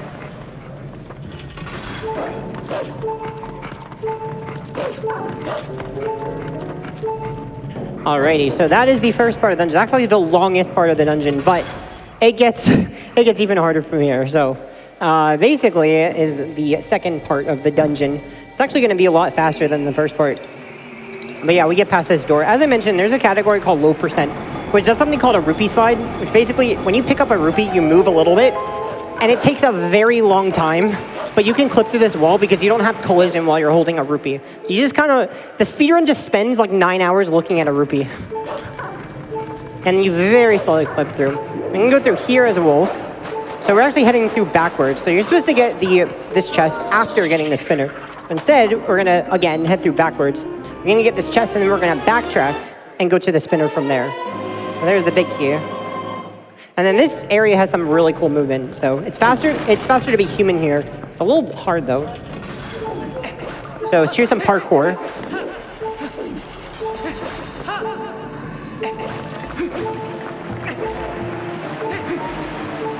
All right, nice. One of the only places we'll see All right. brake sliding. Yeah, so brake sliding we can use to get across the sand. Basically, I'm holding target and slightly down after rolling, and that basically makes my speed negative. And now, negative speed's not checked in the sand, though I kind of messed up a little bit there, but you get the point. Basically, it's another way to get across the sand, but luckily, if it fails, I can just become a wolf.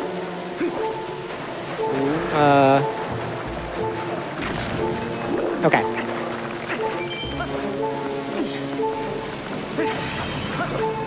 Okay, and then you're gonna see some cool brake slides here as well.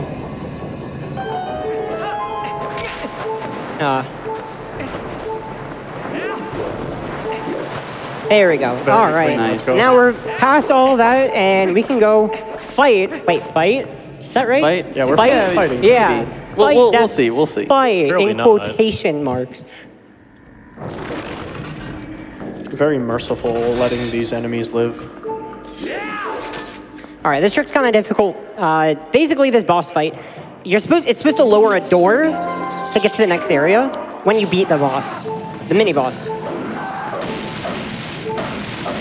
But we can do a really precise jump to just get over the door. And this, for a long time, was not RTA viable. This was a task strat. But lo and behold, we can do it RTA.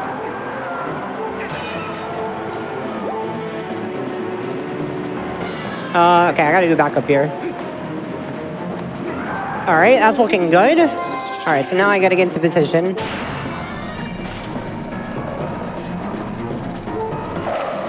Nice! Go! First try. Very nice. All right. I gotta get a metronome ready for the next trick. So yeah, that was something called Death Sword Skip.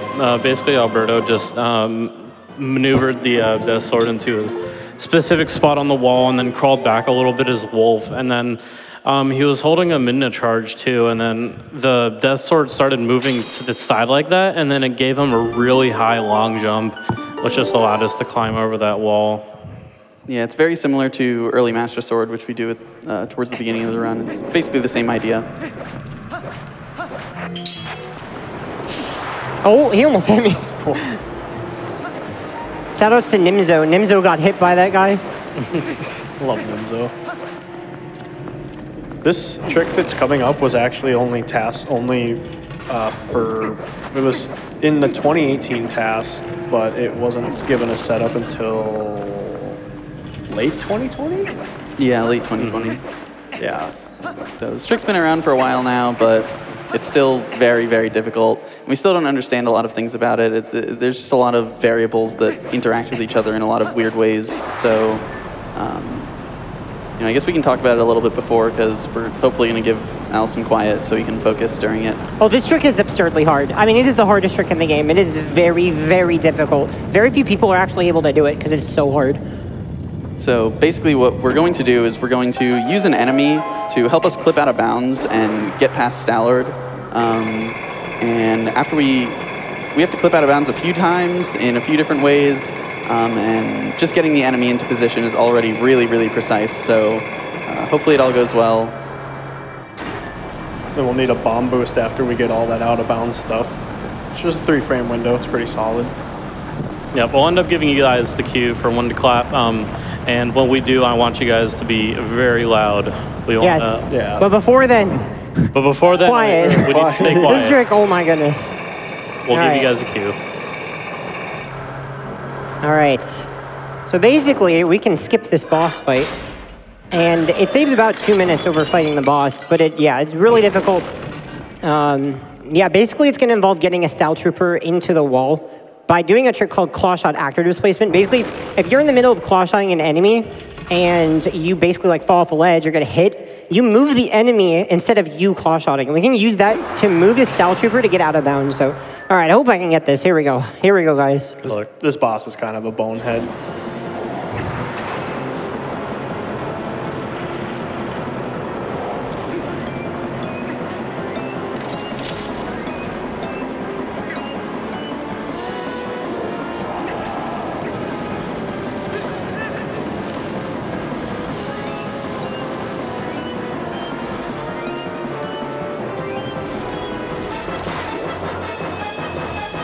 Oh, there we go. Okay. All right, that's part one.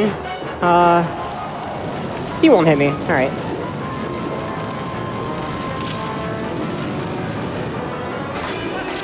Okay, we'll try again. So I can use Boomerang to cancel this guy's Fire Breath. Okay, there we go. All right, last part.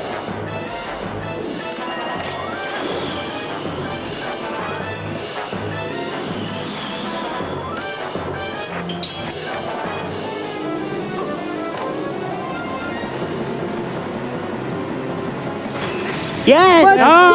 Let's go! Yes! Woo! Very nice, dude. Woo! That is what Give we it up want to out see. there for that That's amazing awesome. pop-off. That's what we want to see. Show some love out there in chat. I know you enjoyed that. All right, that's the hardest trick in the run. It's out of the way. That's all. It's all movement. We get another here. round of applause for that. Heck Yes, yeah. let's do it. Yes, you absolutely can. Alrighty, so Star-Lord has been skipped. That used to be task only for a long time, and I'm actually almost surprised that it's even RTA viable. It's just so difficult. So anyway, we have after this, we have another Shadow Beast fight. And then we beat these Shadow Beasts actually as human. And then here you're supposed to go all the way up here with Spinner. And then raise the mirror, but who needs to do that? Let's just warp away. So, oh, you can go ahead and explain it, Phil. Yeah. Oh, for years we had to zoom in the map before warping there because when you don't skip Star-Lord, it for some reason doesn't set a flag for that mirror chamber area. We're headed here to get the an early sky cannon that we were collecting rupees for earlier. Yeah, and coming up here is actually the biggest sequence break in the entire run, and it's actually pretty easy. But it skips having to beat Snow Peak, it skips having to beat Temple of Time, and it skips the Skybook quest. Do you think after the sequence break would be a good time to hear in from our $5 train? Oh, yeah. Yeah. Okay, we'll do it then. So right here, all we have to do is transform. I gotta try this again. Hold on. Hold on. Let him cook. Okay. Oh, there we go. That should work. All right, so here we go. Nice. There we go. First try. So basically, yeah, that just lets us get to the cannon way earlier than you're supposed to. And so now we can go to City in the Sky. It's just as easy as it looks, too. Yeah, it's not that hard, and it's crazy that it saves so much time. And they tried to patch it on HD, and then it still works. So it's a bit different on HD, but they tried to make the gap a little narrower, and it still works. Love it. And love the enthusiasm from everyone watching around the world. $50 from Zen Damascus. $10 for the train, or 10 tickets for the train. Hi. $5 from Nick. Yes, $5 donation train. Oh, woo, chef. $50 from the Lemon Fairy. 10 tickets for the $5 hype train. $5 from Echo 025. Choo choo. My ticket for the train to Titanfall 2. $25 from the King's Pride. Protocol 2, meet the bonus run. I will not lose another bonus run. And $500 from the Hardcom. Titanfall 2 was my first game dev job. Let's reach this goal and keep raising money for a good cause. Could not have said it better myself. Thank you to all of you. We are doing amazingly. We are at $47,624.44. Keep it up. That guy was nice enough to fix up this old cannon for us so we can actually get to the sky now. Yeah. I think we have time for a few more donations, yeah? Some Yeah. man chicken. Okay, you got it. $150 from Kaito Ace. Zelda runs are some of my favorites, especially when they involve a good boy who can transform into a gooder boy. I'm watching this as I work, which was a terrible idea as I'm too enthralled by this great gameplay. Good luck, Alberto. $50 from the Zora armor. Hey guys, just wondering when you're coming to get me out of this chest. $5 from Anonymous. Good luck on a run, Alberto. Also, every extra Zelda cycle is $5 to Doctors Without Borders and $20 if a 7 cycle. Okay. Gus and Max send in $50 to Doctors Without Borders. Twilight Princess has some fantastic music, and this run is even better. $50 from Tyronen_DH. Shut up and take my rupees for more GDQ in the form of Titanfall 2. $77.70 from Sailor Smitty. Hey everyone, so glad to see the handsome and fabulous audience members make a triumphant return for the best fundraiser in the land. Take this donation and the luck it brings to go fast, save frames, and be an all-around good person. Just like you, thank you very much for your generous donations. Also want to give you a quick update on the Pizza Tower Save and Kill Snotty bid war. Save has jumped out a little further ahead. There have been movement on both fronts, but Save is now ahead by almost $600. So if you want to save the frames, you know what to do. So you'll notice in this dungeon that we are using the boomerang to jump around a lot, just because, you know, one of the criteria for getting this long jump attack is for the boomerang to be over a void, and in the City of Sky there's void just literally everywhere, so it gets a lot of use, and we get to see a lot of cool movement because of it. It's actually one of the more fun dungeons in the speedrun. Something that was kind of odd, Alberto just changed into Wolf right before that door because for some reason right in front of the door there's a trigger for the fan to load in the next room, but if you open the door as Wolf, you're far enough away from the trigger where you can still open the door but not activate the trigger, so that we can do some stuff early later on in the dungeon. Saves actually like 3+ minutes. Yeah, it saves going through a huge chunk of the dungeon, so... I guess we won't be seeing the non-fan skip route. I learned it just in case, but it's a big detour I had to take, but I guess I don't have to show it off here. It's really cool, but... It is cool. It's also very slow. Loses about 2 minutes. So we're coming over here and getting the small key. Actually, the small key is technically skippable, but it's still task only to this day. Actually, Gymnast86, who he did the first task of this game, said in the task that if anybody's able to get small key skips, he'll give you $100. So, I mean, a free $100. It's free. Free. That trick would probably be harder than Stalwart skip if that became RTA viable, honestly. Definitely. And right here, we're going to do some interesting movement. There's actually a cutscene trigger right in front of that door where Argarok will come and knock down the bridge, but if you do some interesting movement to get up onto the side of that railing, you can actually just walk right past the cutscene. It's a big cutscene, and also it doesn't update some save flags, so the next time we save warp, we're actually going to be on that side of the dungeon instead of at the beginning of the dungeon like what you see normally. Yeah, because the developers didn't want you to get the small key and then save warp back to the beginning of the dungeon and skip the cutscene. But we found a way around it anyway.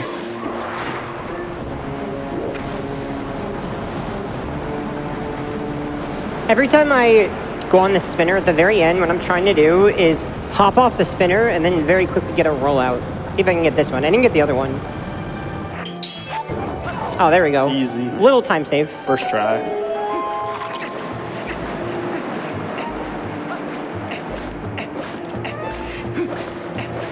This is the part of the dungeon where the boomerang really starts to shine too, with all the long jumping that we'll be doing here.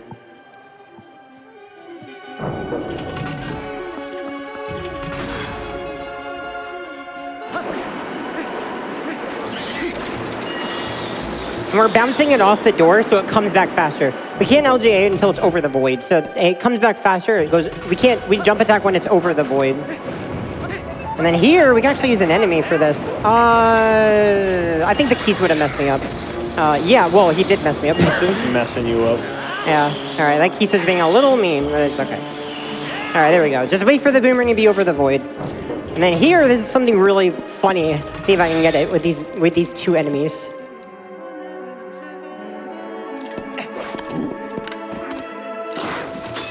Oh, and they just fall goodbye. off. Goodbye. They get scared. Yeah. So basically what ends up happening is Alberto walks to the ledge there, and then he shoots the claw shot, and then they get scared, and they fall off the ledge there. And they're able to just claw shot up to the top here. It's way more humane than slashing them, too.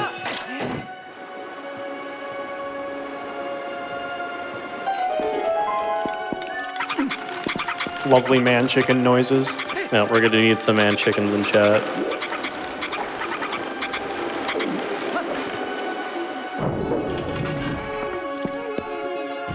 All right, more chickens. Oh.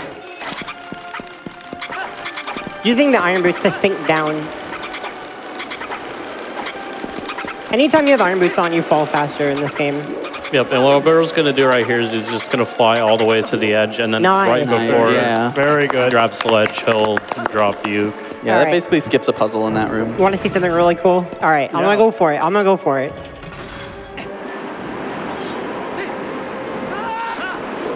Oh! Very nice. Okay, it usually is not that close. You can make it by a lot more. That was a pretty questionable angle, but it worked. Not the best angle. All right, we're coming up on another cool skip. So this mini boss is also skippable in this run. And basically what I'm going to do is I'm going to get into a very precise position. So basically this door at the end of the fight is supposed to open, and then you can get to the next area. Well, you're supposed to claw shot up, but you can actually claw shot during the fight, and it's pixel perfect. So let's see if I can get it. Yep, the shot's very precise here.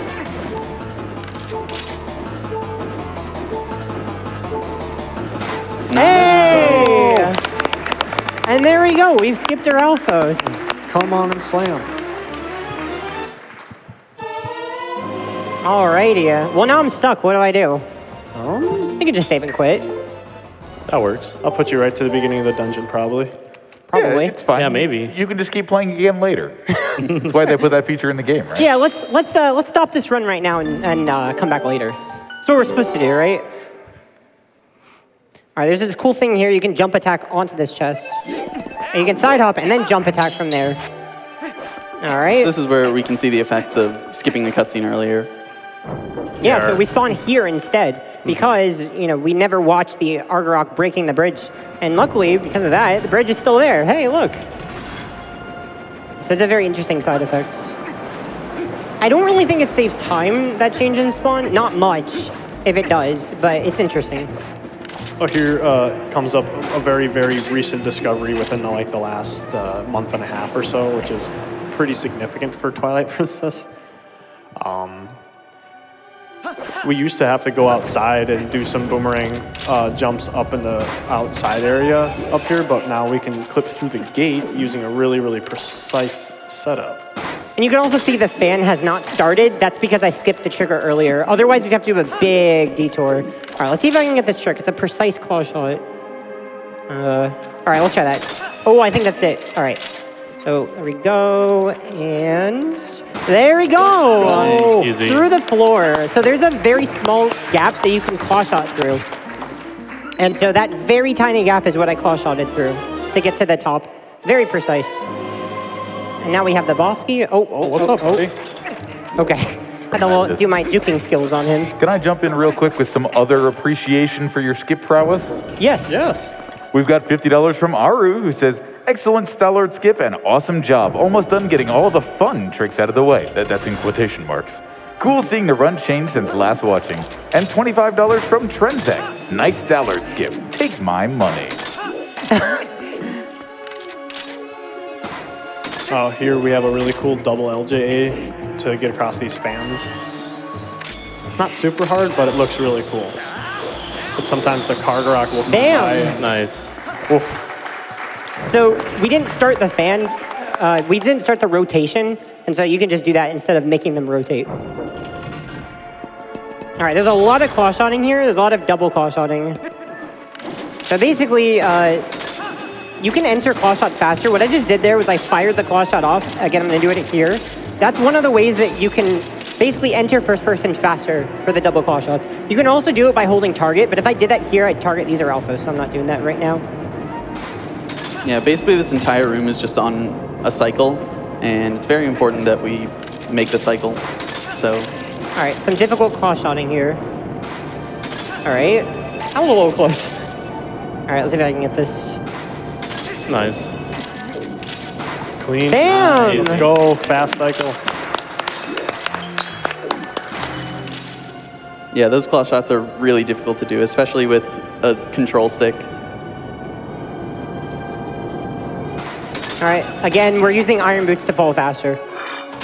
If you don't like stick aiming, you can just speedrun the Wii version. Alrighty, so we're entering the boss's lair, Argarok. So actually, I'm gonna mash A at the start. Let's see if I can get a frame perfect roll. Oh, can I get it? Oh, okay, whatever. So close. It's probably off by a frame. So we can just claw shot directly up from here. It's kind of precise. We can just aim here, and I'm gonna go. Yeah, okay, let's try that. That should work. There we go. All right. Very nice. So you got to be very careful. If you aim at the very edge of that, Link doesn't enter first person. He kind of just hangs off. Oh, sorry, he doesn't. He goes into first person, and you don't want that because you want him to climb, and he won't climb. We like to call it deck pixels. I got to be careful of that. The start of this fight, I'm going to the edge to minute Argarok to basically just be claw shottable. And what I'm going to do here is I'm going to, right after claw shotting, I put on boots because that's what you're supposed to do, is to drag him down. Right, get it? Because he's a dragon? He's dragging him down. Yeah, dragging down. Okay. Oh. So then we're going to claw shot up very quickly. We can actually get him again before he flies away.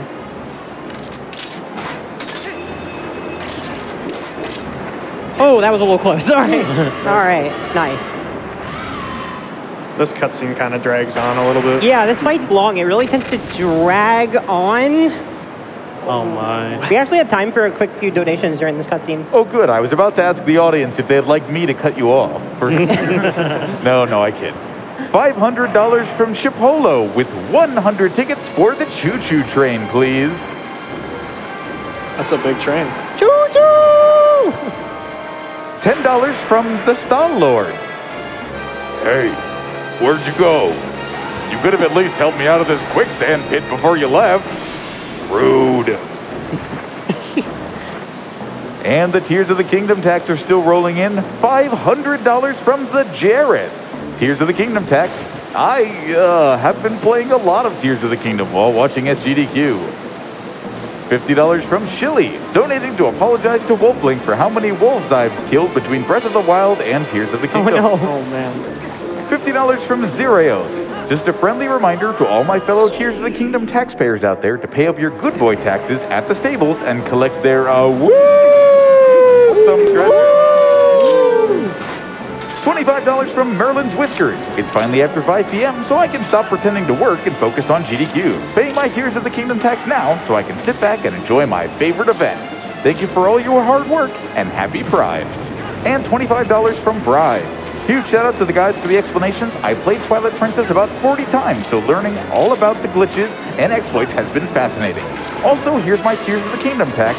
Thanks for making my brain try to speedrun that game in solidarity while watching. Looking forward to that run at a future event.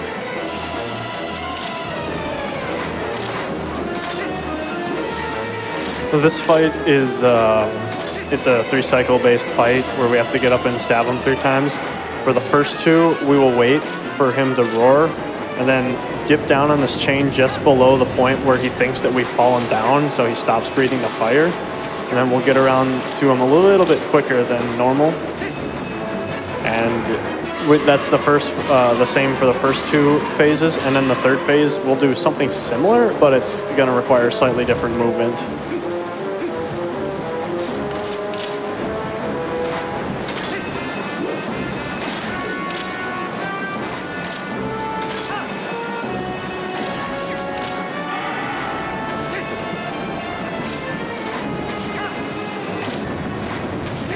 All right, so here we're gonna wait very last minute to put on boots, so he just barely misses us, like that.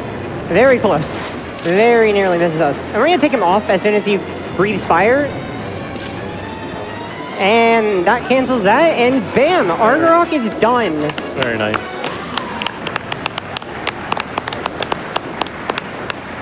That means that we've finally collected all the shards of the Mirror of Twilight. Yeah, we definitely Totally. we collected all of them, right? All of 1, right? We were supposed to collect 1, right? Yeah. Yeah. Yeah, it's one mirror, right? It's just one Yeah. mirror. Yeah, it's One one mirror. shard of a mirror, so 1 makes a whole, right? That's how math works? Exactly. Yeah. Okay, all right. 1 out of 1 is 100%. Yeah, there you go. Yeah, So, things always break into 1 pieces. The one piece. Oh, right, leave me in that's peace. I get it All right. now. So yeah, we only end up getting actually one mirror shard in the whole run. The game only checks for pretty much the last mirror shard for us to be able to go to the Palace of Twilight. If you want to see all the mirror shards, you can run the all mirror shards category, which is a really cool subcategory. And if you want to see more bonus games, keep doing what you're doing because we just passed $50,000 towards Titanfall 2. Woo! Yeah, no, that deserves a howl. Oh, woo!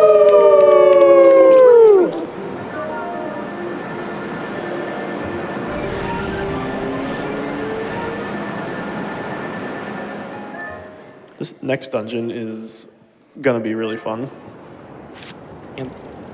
All right, so to leave, there's a pretty, actually it's not that big of an optimization, but to leave this dungeon, you're supposed to get, we get in the cannon, is what we're gonna do. But we're gonna put on the boots first, and then claw shot. And then what I can do is I can mash B here, and if I do it right, I actually can do a very early jump attack, kills all of my momentum, and I fall faster with boots. Combined, we land on the bridge. Nice. So you're not supposed to land in the bridge. You're supposed to land in the water, but you can't warp in the water, so that's useful so that we can instantly warp away. And so yeah, we're heading to our next dungeon. I think we have time for some more donations, yeah? Happy to. $50 from PK Slam. Ow, this run is absolutely incredible. I am so happy you get to show off your skills at GDQ. Proud of you. $10 from the Crank Machine. I love Twilight Princess, and this is an extraordinary run. No Tears of the Kingdom from me. I'm 100% present for this. I shall accumulate more puns and donate again later. That's so punny. Please do. $5 from Yita. Just wondering if my pumpkin soup is going to be delivered soon. It's pretty cold up here in these ruins. I'm so sorry. I'll get you your soup soon. The mailman's busy. And $50 from Wolfenstein. It's time to fall. Titanfall. It's an incredible run of an incredible game. It cannot be missed. Save the Marvins. We also have $100 from the Dominion Rod. Well, if you're not going to get me to control large statues, let's at least see the Titans in Titanfall 2.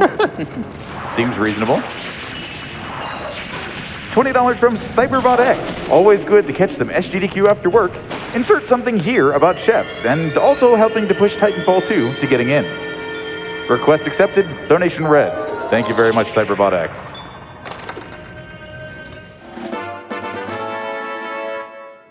And $5 from a Cyber Foxy. Yes, Chef. They caught me playing Tears of the Kingdom, Chef. Better pay my tax during my favorite Zelda game, Chef. What's that, Chef? Would be nice to get an awoo from the crowd, Chef. Gonna donate $5 more for an awoo, Chef. Yes, Chef. I'll ask, Chef. How about it? Woo! Also, Twilight Princess HD on Switch when? Maybe soon? Nintendo will hear your cries. They want it. But they will will. continue doing what they were going to do anyway. Oh yeah, they already had that planned, right? Exactly. So this dungeon doesn't really have a ton of major tricks, but there are a lot of really cool small optimizations that we're just doing all over the place. Just like Boom! that. That's some cool movement right there. Yeah, so it's definitely one that you still have to stay on your toes for. I will need a bit of quiet. So this next area is Phantom Zant, and basically where he spawns, he can spawn off screen, and actually I'm gonna use my surround sound to tell where he spawns. If I wait too long to get to him, he'll spawn a bunch of enemies, and it's really annoying, so I hope that doesn't happen. I'll just make sure to not talk during this. That will help. All right, well, that time I saw him. Nice.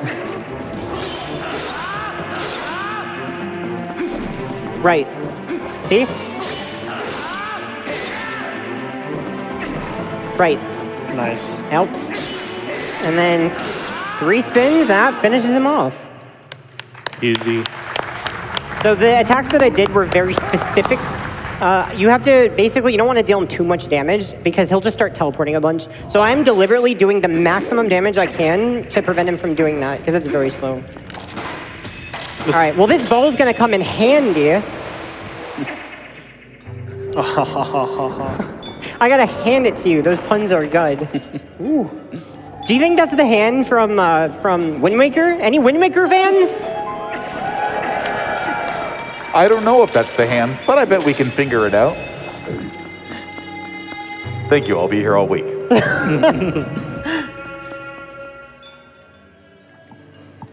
So yeah, basically it's just an escort mission. So we gotta go and get this light ball, and then we gotta take it through the dungeon and take it back to the start where there's a shrine for it to stand on. So it's actually kind of difficult throw here. Wait, I gotta fall first. There we go. There we go. So then I can actually get onto the platform as it's rising, because I already know where it's gonna go. So it's funny, this part is really stressful casually, but in a speedrun, we make this by so much, because we already know where to go, that it's just free. And then again, I'm putting on iron boots to fall faster, because I actually jump a little slower than walking.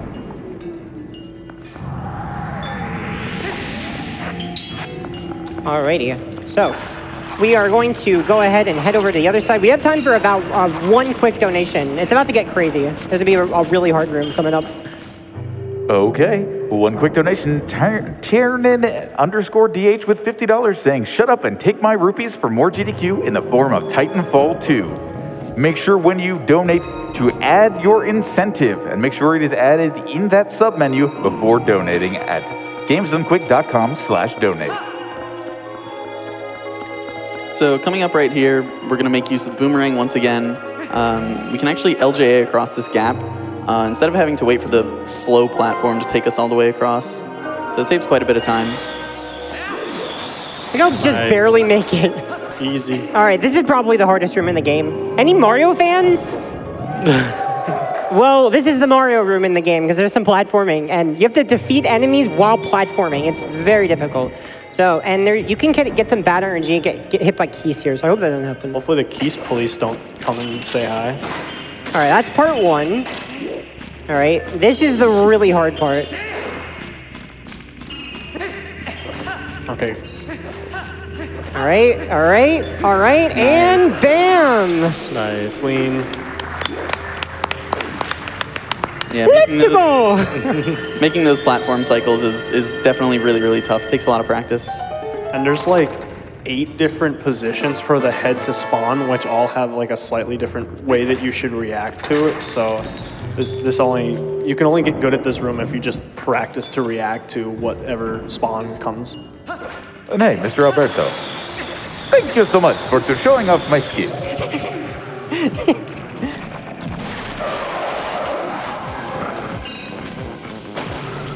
Making some quick work of these shadow beasts now.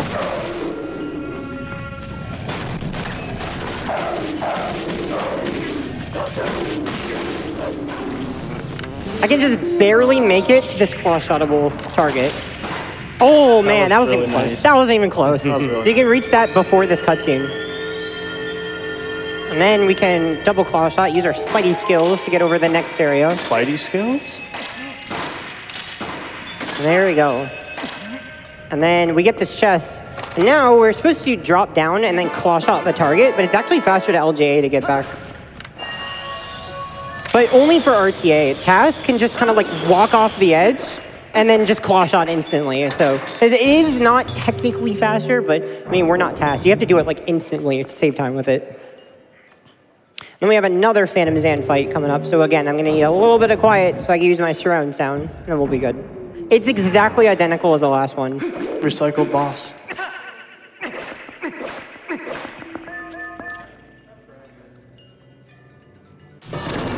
Left, yeah. Left.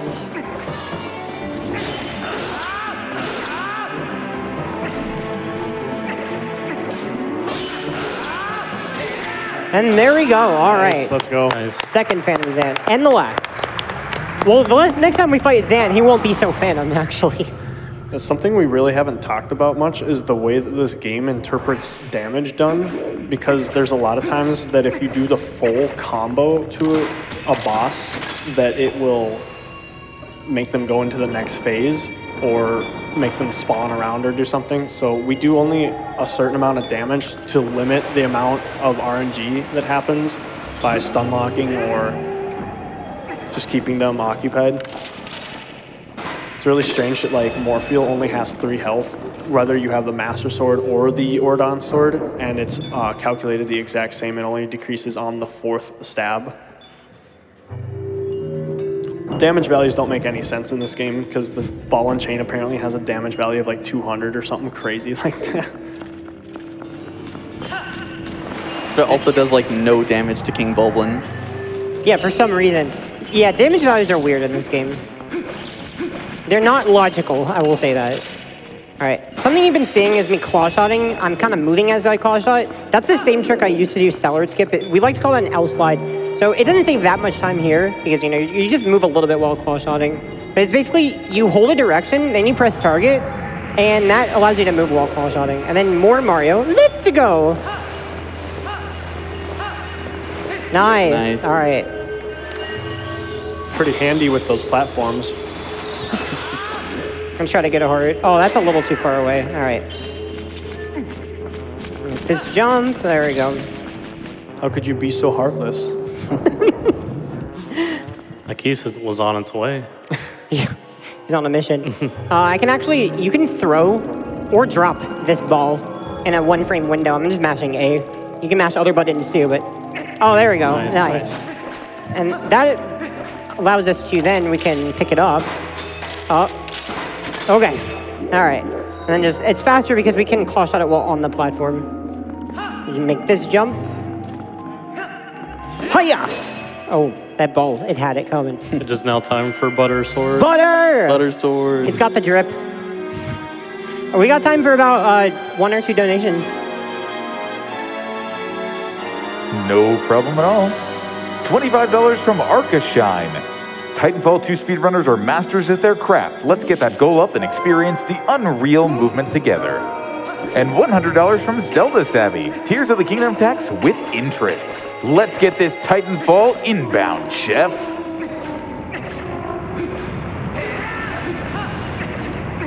We just need the Butter Sword so we can get through that curtain of dark fog, basically.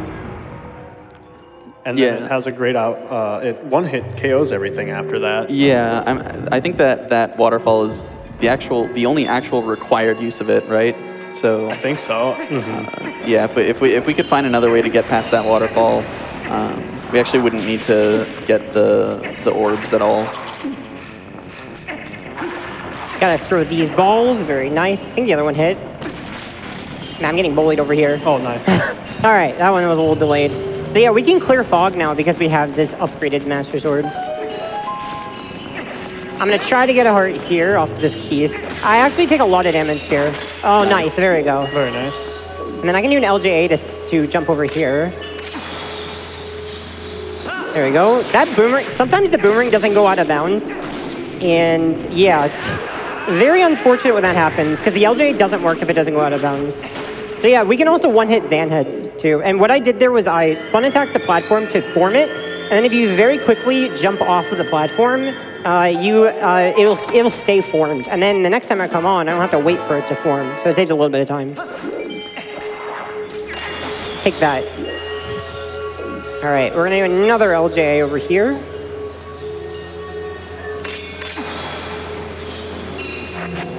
Nice, there we go. There's another example where the boomerang doesn't always go out of bounds. So I did an item wheel there so I could react just in case. I could see it. Oh, it's not out of bounds. And I just basically just don't jump attack and lose time. All right, this whole room is on a cycle. At a certain point, we have to ride over here. And we have to basically get the Zanhead to spawn.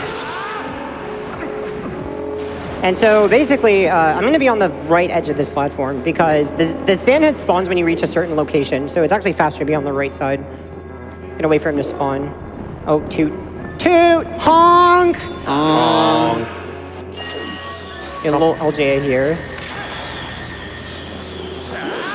Oh my goodness. All right. Okay. And then we have to wait for him to die, and then we can jump off. That's deliberate. So now what I have to do is I have to claw shot all the way up to this boss key and then very quickly come down and kill the ant heads. We just barely make this claw shot. Nice. All right. That's pretty precise. I'm going to go high on this claw shot so I can claw shot here. We're at the boss key. All right. And now it's time for the grate to fall.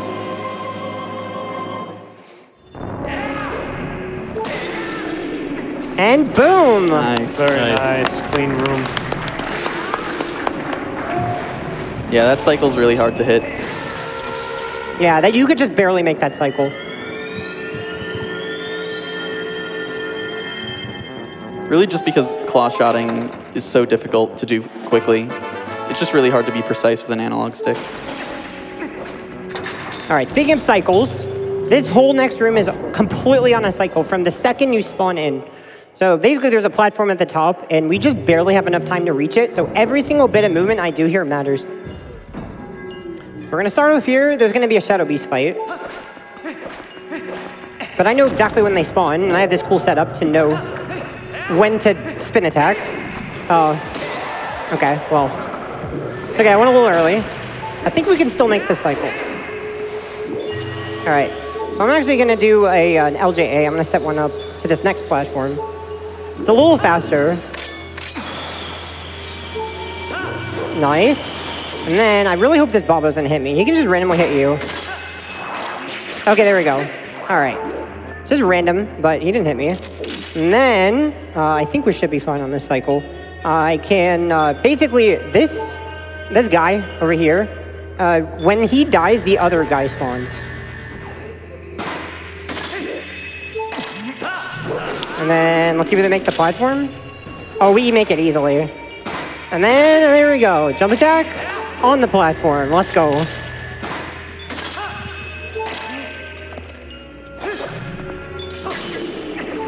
All right, that was a pretty clean room. Nice. Nice. So yeah, that cycle is kind of tight. I actually messed up and still made it. So I guess maybe it's not as tight. I promise you it's tight. It's harder when you're like newer to the game, but I guess it gets easier the more you do it. Let's do this again. Okay, you know what? We're just trying to do an LJA over here to off of these stairs because they're higher than Link's height, but I wasn't able to aim, but it's okay. Stick aiming, yep. Yeah, I just kind of missed, but it's okay. And then this whole room is just a bunch of fights, so we're just gonna spawn camp them, and you know, it's basically it for Palace. I know we have probably one of the coolest boss fights coming up, in my opinion. I think we have time for a few quick donations. You got it. $100 from Sly Fred, doing their best White Wizard wisdom. Titanfall, you fools. That was expected to be read as Gandalf. So I hope I did all right on that one. $50 from Bryson Robot. Finally pulled myself away from this run to get a donation in. Let's get that Titanfall 2 run. And $100 from Java Splice. What's this I hear about a Tears of the Kingdom tax? I don't want to get audited, so hopefully this covers it. Thank you so much to everyone for your donations to Doctors Without Borders. Please don't forget, if you use that ! donate in chat or go to gamesdonequick.com/donate to use the add incentives button near but not at the bottom of your screen to select your donation incentives and then add them to your donation before checking out, such as it were. Thanks so much. Thank you. Alrighty, it is time for the Big Bad Zant. This is probably one of the coolest boss fights in the game. It was a very cool fight. So here we go, let's begin. So he basically takes you to a bunch of different locations you've already been. Yeah, so we've definitely been here, right? This looks familiar, right? Oh yeah. From that one dungeon. So Basically, yeah, what Alberto's trying to do is he's knocking down Zant here with the boomerang, and then he's hitting him with like the last combo in the attack, and that will deal max damage. There is a tricky one cycle I could do here. I want to actually release a spin attack in a 2-frame window here to do a one cycle. Let's see if I can get it.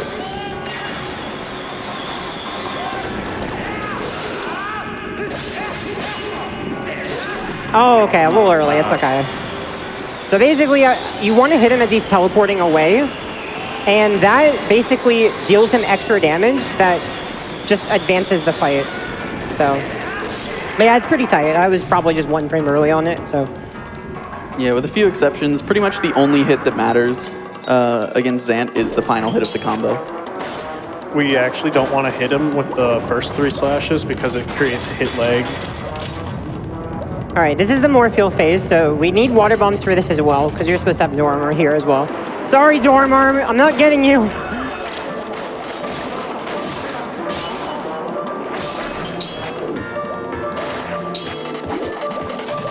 All right, there's 1 air refill. I have to be careful. If I drop the bomb too early, instead of refilling my air, I shoot all the way to the top, and it's really bad. I like to call it Rocket Link. It looks really cool. Rocket Link. And then we're gonna go to the other side. So basically, if you stand on the other side for long enough, the Xanhead spawns on the opposite side of you. He spawns, and the Xanhead across from you. Yeah, and this fight is definitely easier than the Morpheal fight, just because there's basically no RNG to it. So it's a lot easier to control what you're doing. Alrighty.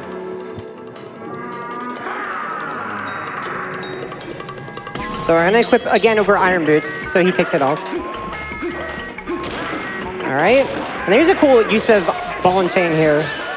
So you don't have to bonk, you can actually just ball and chain.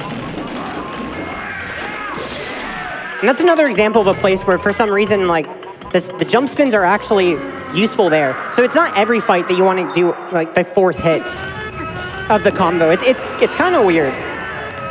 Yep, and this phase right here is the only use of, or the hard required use of the ball and chain in this whole run.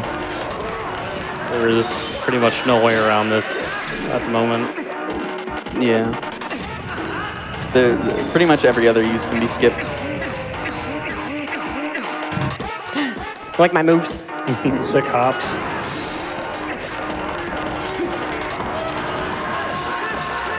All right, nice. And then the final phase. So this phase is annoying because if you hit him with any hit besides the last hit, he just teleports away. So you have to make sure only the last hit hits for every single one of them. So here we go.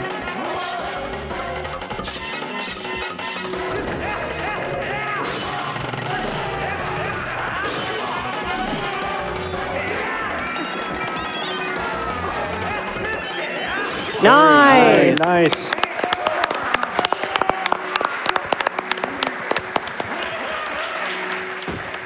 Yeah, that's really, really difficult because it's pretty hard to position perfectly to hit Zant with the final hit of the slash, so that was really good.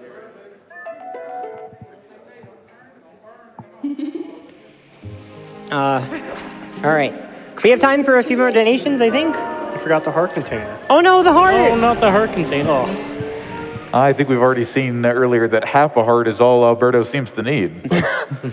$25 from Snoop J. This one is for Midna, the best Link companion. Let's get that Titanfall 2 run. And an additional $5 from Cyber Foxy.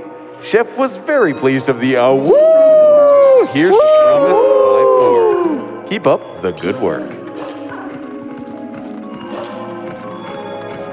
All right, we're heading to the final dungeon. So, wait, do we have any mail band fans? Ooh, ooh, ooh, ooh, ooh, ooh. Not me. Hey. Yeah, I'm sorry, we skip him again. Well, you could hope that I failed the skip. Then you'll see the mailman, actually. But yeah, we actually never talked to the mailman here. It's kind of interesting. He just, I don't know, the poor guy. He just has to give us mail, and then we just, you know, skip him. He's very busy with his schedule. We kind of don't want to bother him. He's too busy doing Majora's Mask runs. All right, so we're going to LJA here. All right, well, there we go. Skip the mailman again, and yeah, I guess we're not seeing him this run. Sorry for the do-do-do-do. So yeah, we're going to roll through Castle Down, and yeah. This is Clocktown? Clocktown, yes. Yeah, Clocktown. Clocktown, yeah. There's definitely a big clock. Is there a moon about to crash into us? Yes. Well, we're going to warp to it instead. Should call the King of Red Lions. Are we going to bonk? Ballad run, nice. Let's go. All right, so yeah, we got a big cutscene here. You can't skip it. Biggest unskippable cutscene in the run. maybe I'll stretch for a little bit, but we got some donations. Yeah, good. We got some donations. We've also got an update over $62,000. Excuse me, Whoa. $62,000. That's better. For Titanfall 2. Including $25 from 2 Wicked. This comment intentionally left blank. $50 from Justin. All the difficult techniques in this speedrun have been a treat to watch. Thank you, Chef. And $10,000 from the Yeti. Whoa. The Yeti. Hey y'all, Yeti here. We're so excited to share we've officially hit $50,000 raised from orders made to our official SGDQ merch collection. Every item sold adds to the total raised for the event and makes donations like this one possible. We also heard there may be a Titanfall 2 bonus run coming up. This is probably a controversial opinion, but we love speedrunning and we'll do anything to make SGDQ longer. So please put our donation toward that incredible bonus run. Thank you all. Can do, Yeti. Thank you so much. And thank you to everyone who buys Yeti merch, making donations like that one possible. Thank you. Wow. Those are some big donations. Holy, can we get another round of applause? That was awesome. Holy moly. That was very, very generous. Wow. So the significance of this cutscene, this is really significant. So you know how I mentioned that this is the least broken Zelda of all of them? You can't just go straight to the end. Well, if we could find a way past that barrier that we just watched this long cutscene for a minute to break down, we could actually have this run be very, very broken. So I don't know if anybody's seen Wind Waker speedruns with the Great Barrier Skip. Took a very long time to find the Holy Grail of speedrunning. Yeah, well, that's the Holy Grail for this game. If you can get past that barrier, then you can skip a lot of the game. But so far, still has not been found. And I don't know, it might be found one day, who knows? Yeah, I think some people are trying to look into actor unloading, but no breakthroughs yet. We can actually skip this fight with a really, really precise boomerang jump, but it only saves like a second maybe if it's done perfectly.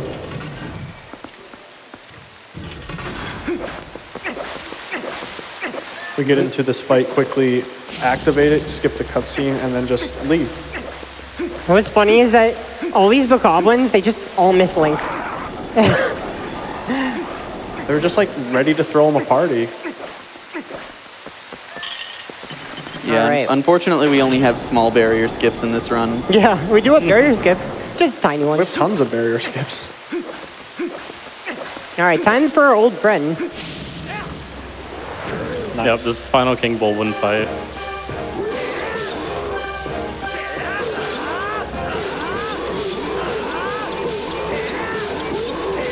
Oh man, let's go. Yeah, But- chaining those spin attacks are decently hard there. Yeah, spin attacking King Bolwin specifically is actually quite difficult in this game. Basically, if you rotate the stick too quickly, it doesn't work. If you rotate the stick too slowly, it doesn't work. All right, and then this is probably one of the most interesting, I don't know, just random one-frame tricks in the run. I'm gonna try to get a backflip during this cutscene. Let's see if I can get it. All right, well, it's okay. Unfortunate. So basically, this text right here, you can skip by save warping. It's actually not faster to save warp by 1/3 of a second. It's faster to backtrack, but yeah, I don't know. It's 1/3 of a second, so. But yeah, it's kind of risky going backwards because you have to make sure you don't go back in that barrier that you skipped, or else you have to do that fight. So anyway, we end up here, and then let's go to Hyrule Castle.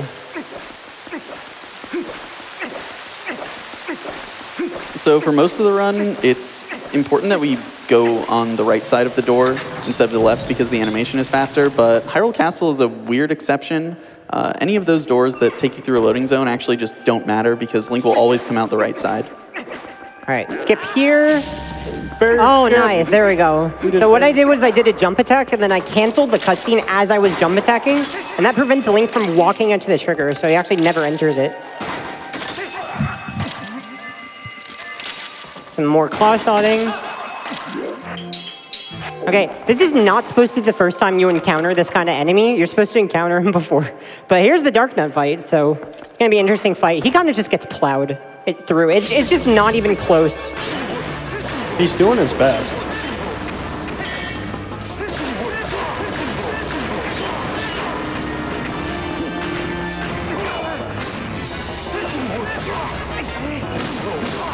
There we go. Really, Nice. Queen, let's go.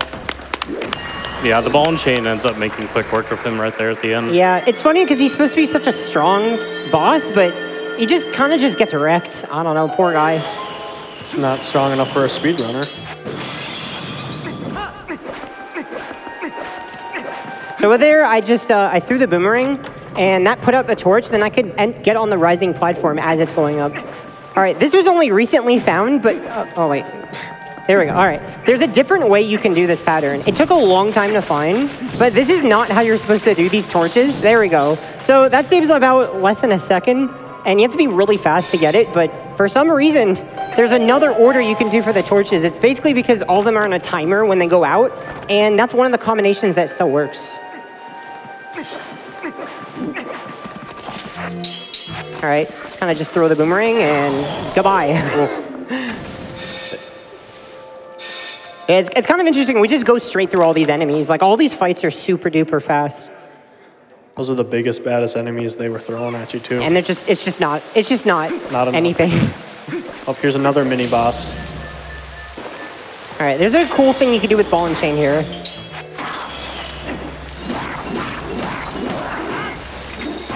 Oh, oh. Hooking. Okay, there we go. There we go. So yeah, you can use ball and chain to deal a lot of damage to a lot of enemies. So for him, you just have to pull ball and chain really quickly after claw shotting. Is a very tight window, and that allows you to deal a bunch of hits with ball and chain.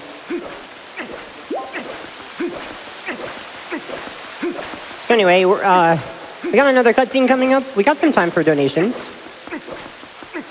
Okay. $256 from King Boblin. I follow the strongest speedruns. That is all I have ever known. $50 from Problem Patcher. Twilight Princess is my favorite Zelda game, so naturally I need to pay my Tears tax to watch it done real time for SGDQ. Let's get it so Ganon isn't the only Titan that falls tonight. $10 from Mason James. Can't think of any better way to start my summer break. I've been looking forward to Pizza Tower all week. $5 fromCio. Oh, woo! For Titanfall 2. Woo! And $25 from Viz. Donating to Doctors Without Borders with the comment, Titanfall needs to happen. Let's get it done, chat. $25 from One Free Fits. Super excited to be at my first GDQ and see all these incredible runs in person. Let's hit that 1,000,000 tonight. All right, here's the big key. So yeah, we're about to be getting to the end of this run. Yeah, we're very close to the end here. This last little section is really action-packed too, so it's a good climactic build-up to the big boss battle. Are you doing barrier skip?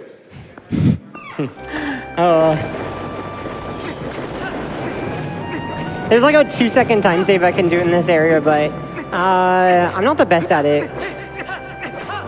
Should I try it? Maybe once. Just do it once. All right, I'll try it. I'm not the best at it. I'll try it. Make sure you equip spinner. Thank you. So we got to go around here.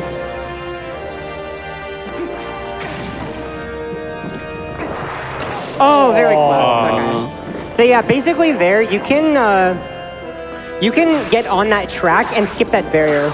But it's a one. You have to basically hit A on a frame, like the frame. Oh, is this guy still alive? He was taking a nap. There we go. All right. You have to hit A the frame that you hit this wall. So.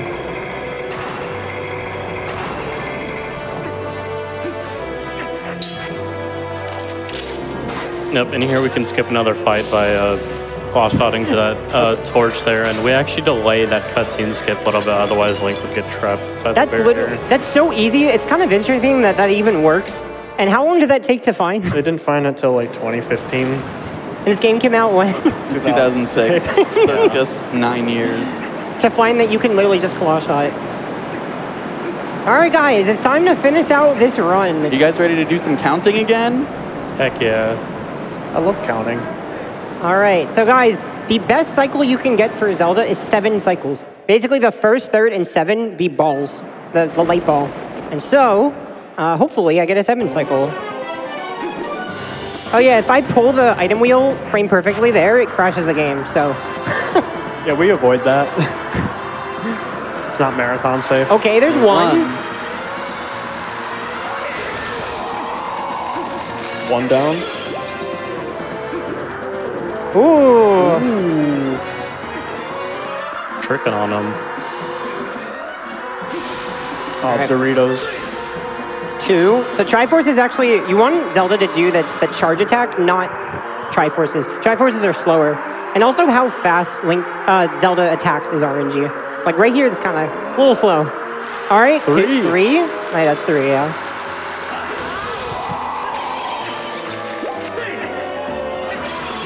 I want to hear everybody counting. And if you're in the chat at home, I want to see some numbers. 4. 4.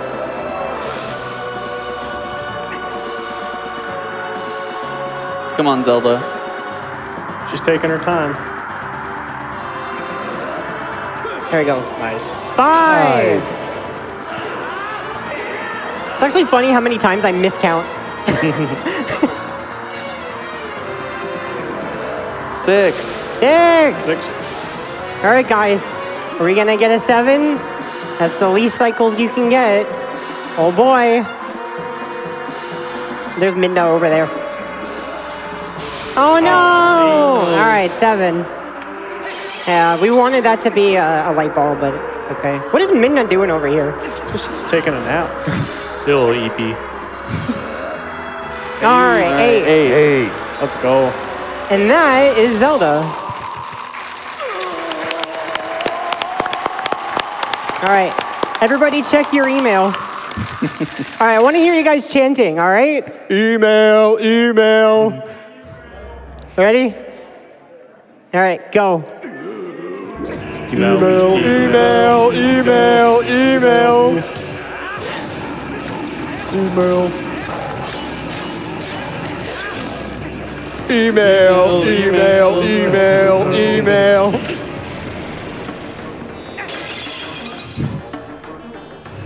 So here I'm going to go into this corner. I'm actually doing specific attacks on Beast Cannon.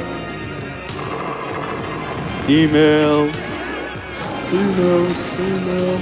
So I'm doing a jump attack and then attack, and then full combo. And that basically just deals the max damage that you can on Beast Cannon. That's very important because this last part, we want to be Wolf. And actually it speeds up. If you have more damage on him, he spawns faster. And you showed something cool. Email. So because I dealt so much damage, I can actually just finish him off as Wolf and I don't have to transform. And there you go. That's nice. Beast Cannon. Very nice. All right, guys. It's not over yet. It's not over. It's time for horseback. Guys, I don't hear you. What? It's horseback. I want to hear some cheering in the. Woo! Yeah. Woo! All right, here we go. So horseback, basically, we got to get the Zelda to shoot him 3 times. And basically, it actually matters only where the horse direction is facing, not just targeting him. So yeah, Zelda's aiming here is not random at all. It's basically where your analog stick is facing. All right, this is an interesting pattern. Nice. Yeah. Nice. And these are actually really difficult shots. Yeah, and what we don't want here is where Ganon kind of just like makes a really sharp turn all of a sudden. Makes it hard to hit. Very nice. That was yes. really good. So good. No missed shots. Yeah, it's really easy to miss a bunch of shots there. All right, so time is coming up soon. As soon as we do the as soon as the sword gets stabbed into Ganondorf on the ending blow, that's when time is. Yeah, guys, so it's coming to an end. This is the end of the Twilight Princess run. The final boss, Ganondorf. Let's get him. Oh, wait. He has a desire, an impressive-looking blade, but nothing more. Are you going to hear his desire?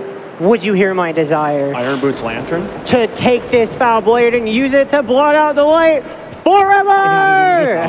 He wants an Iron Boot Except Lantern. he's actually not going to do that. Link, We're gonna beat wait, him. watch out, he's coming to down smash. Uh-oh. Uh-oh, shield. You should throw on Iron Boots. Definitely Lantern him.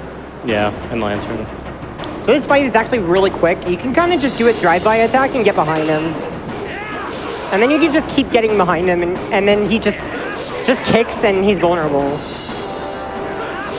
All right, so what is it? It's Lantern, Boots, throw the Lantern, do that. And time! Let's go! Good job. Ladies and gentlemen, that is Amazing. Twilight Princess any percent. Woo! Holy. Very well. Holy nice moly. run. That is 253. That is a 253, really wow. That is a impressive. good. That is a really good run. It's a really hard speed run. I actually hit all of the major tricks, so I'm really happy I was able to do that. So, yeah. Get another round of applause for that. Yeah. We got to Heck yeah. show off so much good stuff. Yeah. Hitting task-only tricks Yeah. in marathon.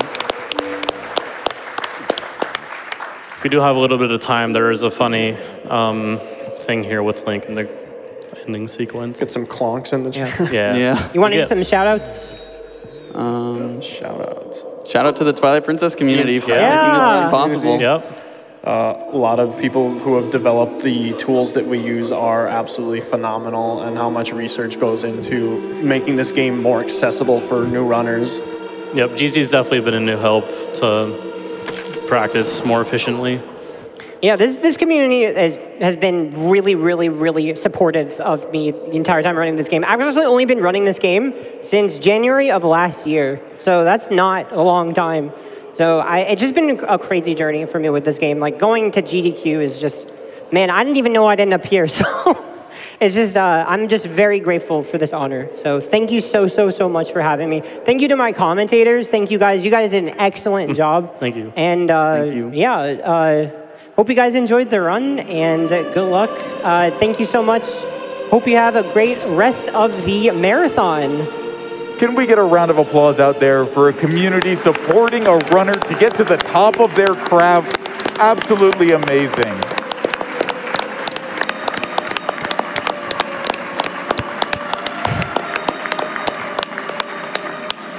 Oh, is this the clank? No, this Yeah, is a the few plan. more seconds here. We'll have a funny thing.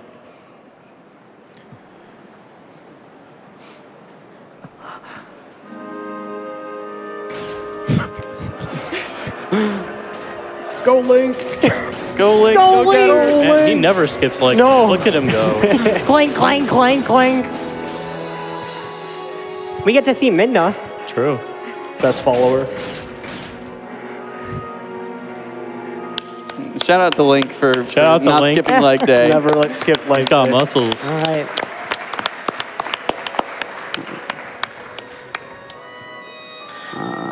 Yeah, I think that's pretty much all we Um, have for you. Right. Not related to Twilight Princess, but shout out to the Majora's Mask community. Woo! That's the main game I run, but I know some info about this game, so I'm happy to be able to be a part of commentating it. The ZSR community as a whole, like Yeah. everything that they do and help on Twitch is absolutely phenomenal for us. Yeah, All right, I well, think that's thanks all for from having us. us. Thank you. Thanks everybody for watching. And thank you so much to Mr. Alberto23, Bruggles, dopezzera, and Dean Machine 42 on an absolutely amazing run that took us all over Hyrule and showed us some things I don't think I ever thought I'd see.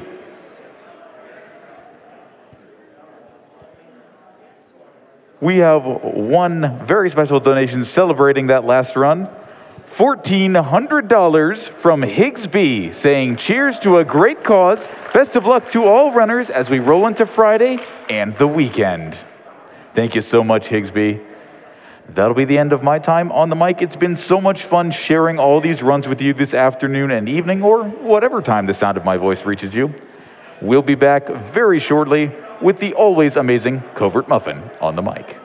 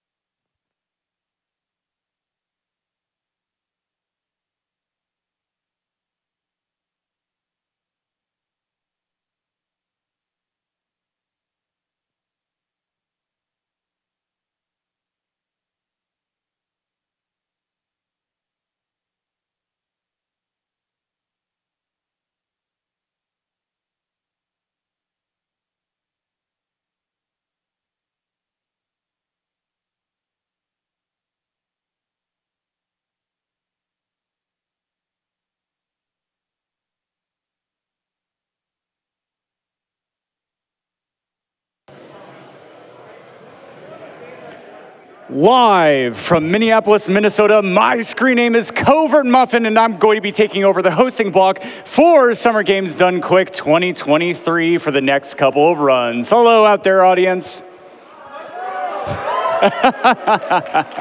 Awesome. Well, we have quite a run that's going to be coming up for you viewers here, both at home, both comfy with your friends, but also comfy here in Minneapolis, because we're going to be showing off none other than Pizza Tower. I'm so excited to see Soaring Sloth show what they've got. But that being said, we also have an incredibly exciting run immediately after, which is going to be the bonus game number 5 for the marathon, Titanfall 2. But that being said, Titanfall 2, we still have quite a bit of distance to go in order to be able to unlock that run. We're just about $56,000 away. Do you believe we can get there, audience? Let's go. All right, speaking of donations, we have $50 from Tamerbox. It says, love the speedrun community, and I'm happy to be part of some of the games and streams where I can enjoy the most interesting content. It always blows my mind how people find new skips all the time. Everybody should be hyped. Well, don't you worry, Tamerbox, because I am indeed hype. And it looks like our donors are also hyped because I just see that amount raising and raising. And so if you would like to see Titanfall 2 happen, make sure that when you send in a donation, you put it towards that incentive to unlock bonus game number 5. All right, but that being said, we are so fortunate here to be sponsored by none other than Fangamer. Fangamer is a video game merchandise company based in Tucson, Arizona, shipping worldwide. 100% of the profit from sales of GDQ merch through SGDQ 2023 benefits MSF directly. So if you would like to help contribute MSF while getting your hands on some awesome swag, go over and visit fangamer.com/GDQ to see the full lineup. And I can tell you folks, I'm a big fan of Fangamer. So Fangamer, thank you so much for sponsoring and supporting Summer Games Done Quick and helping us raise money for an amazing cause like MSF.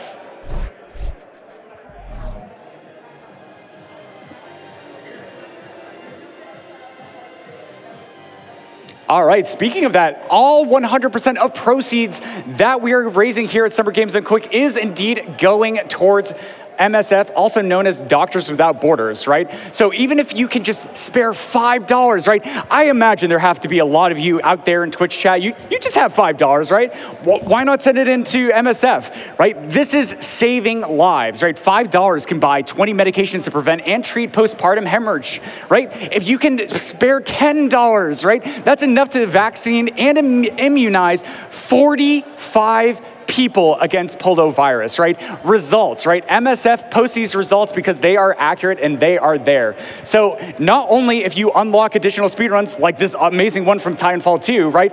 That is also going to be saving lives around the world. And wow, look at that. We've just crossed $70,000 raised for Titanfall 2. And you know, I'm a huge fan of Titanfall 2, if you remember from SGDQ 2016 when Brian Nato put on quite the showcase. Well, we have an incredibly hype runner indeed who is also going to be showcasing the run and is going to be their first premiere performance live ever in front of a GDQ audience. And this is going to be none other than the GOAT himself, Bladen. And that being said, it sounds like we may have an interview ready. So why don't we go ahead and send it on over to Mello, who's going to be chatting with our potential runner, Bladen. Take it away, Mello.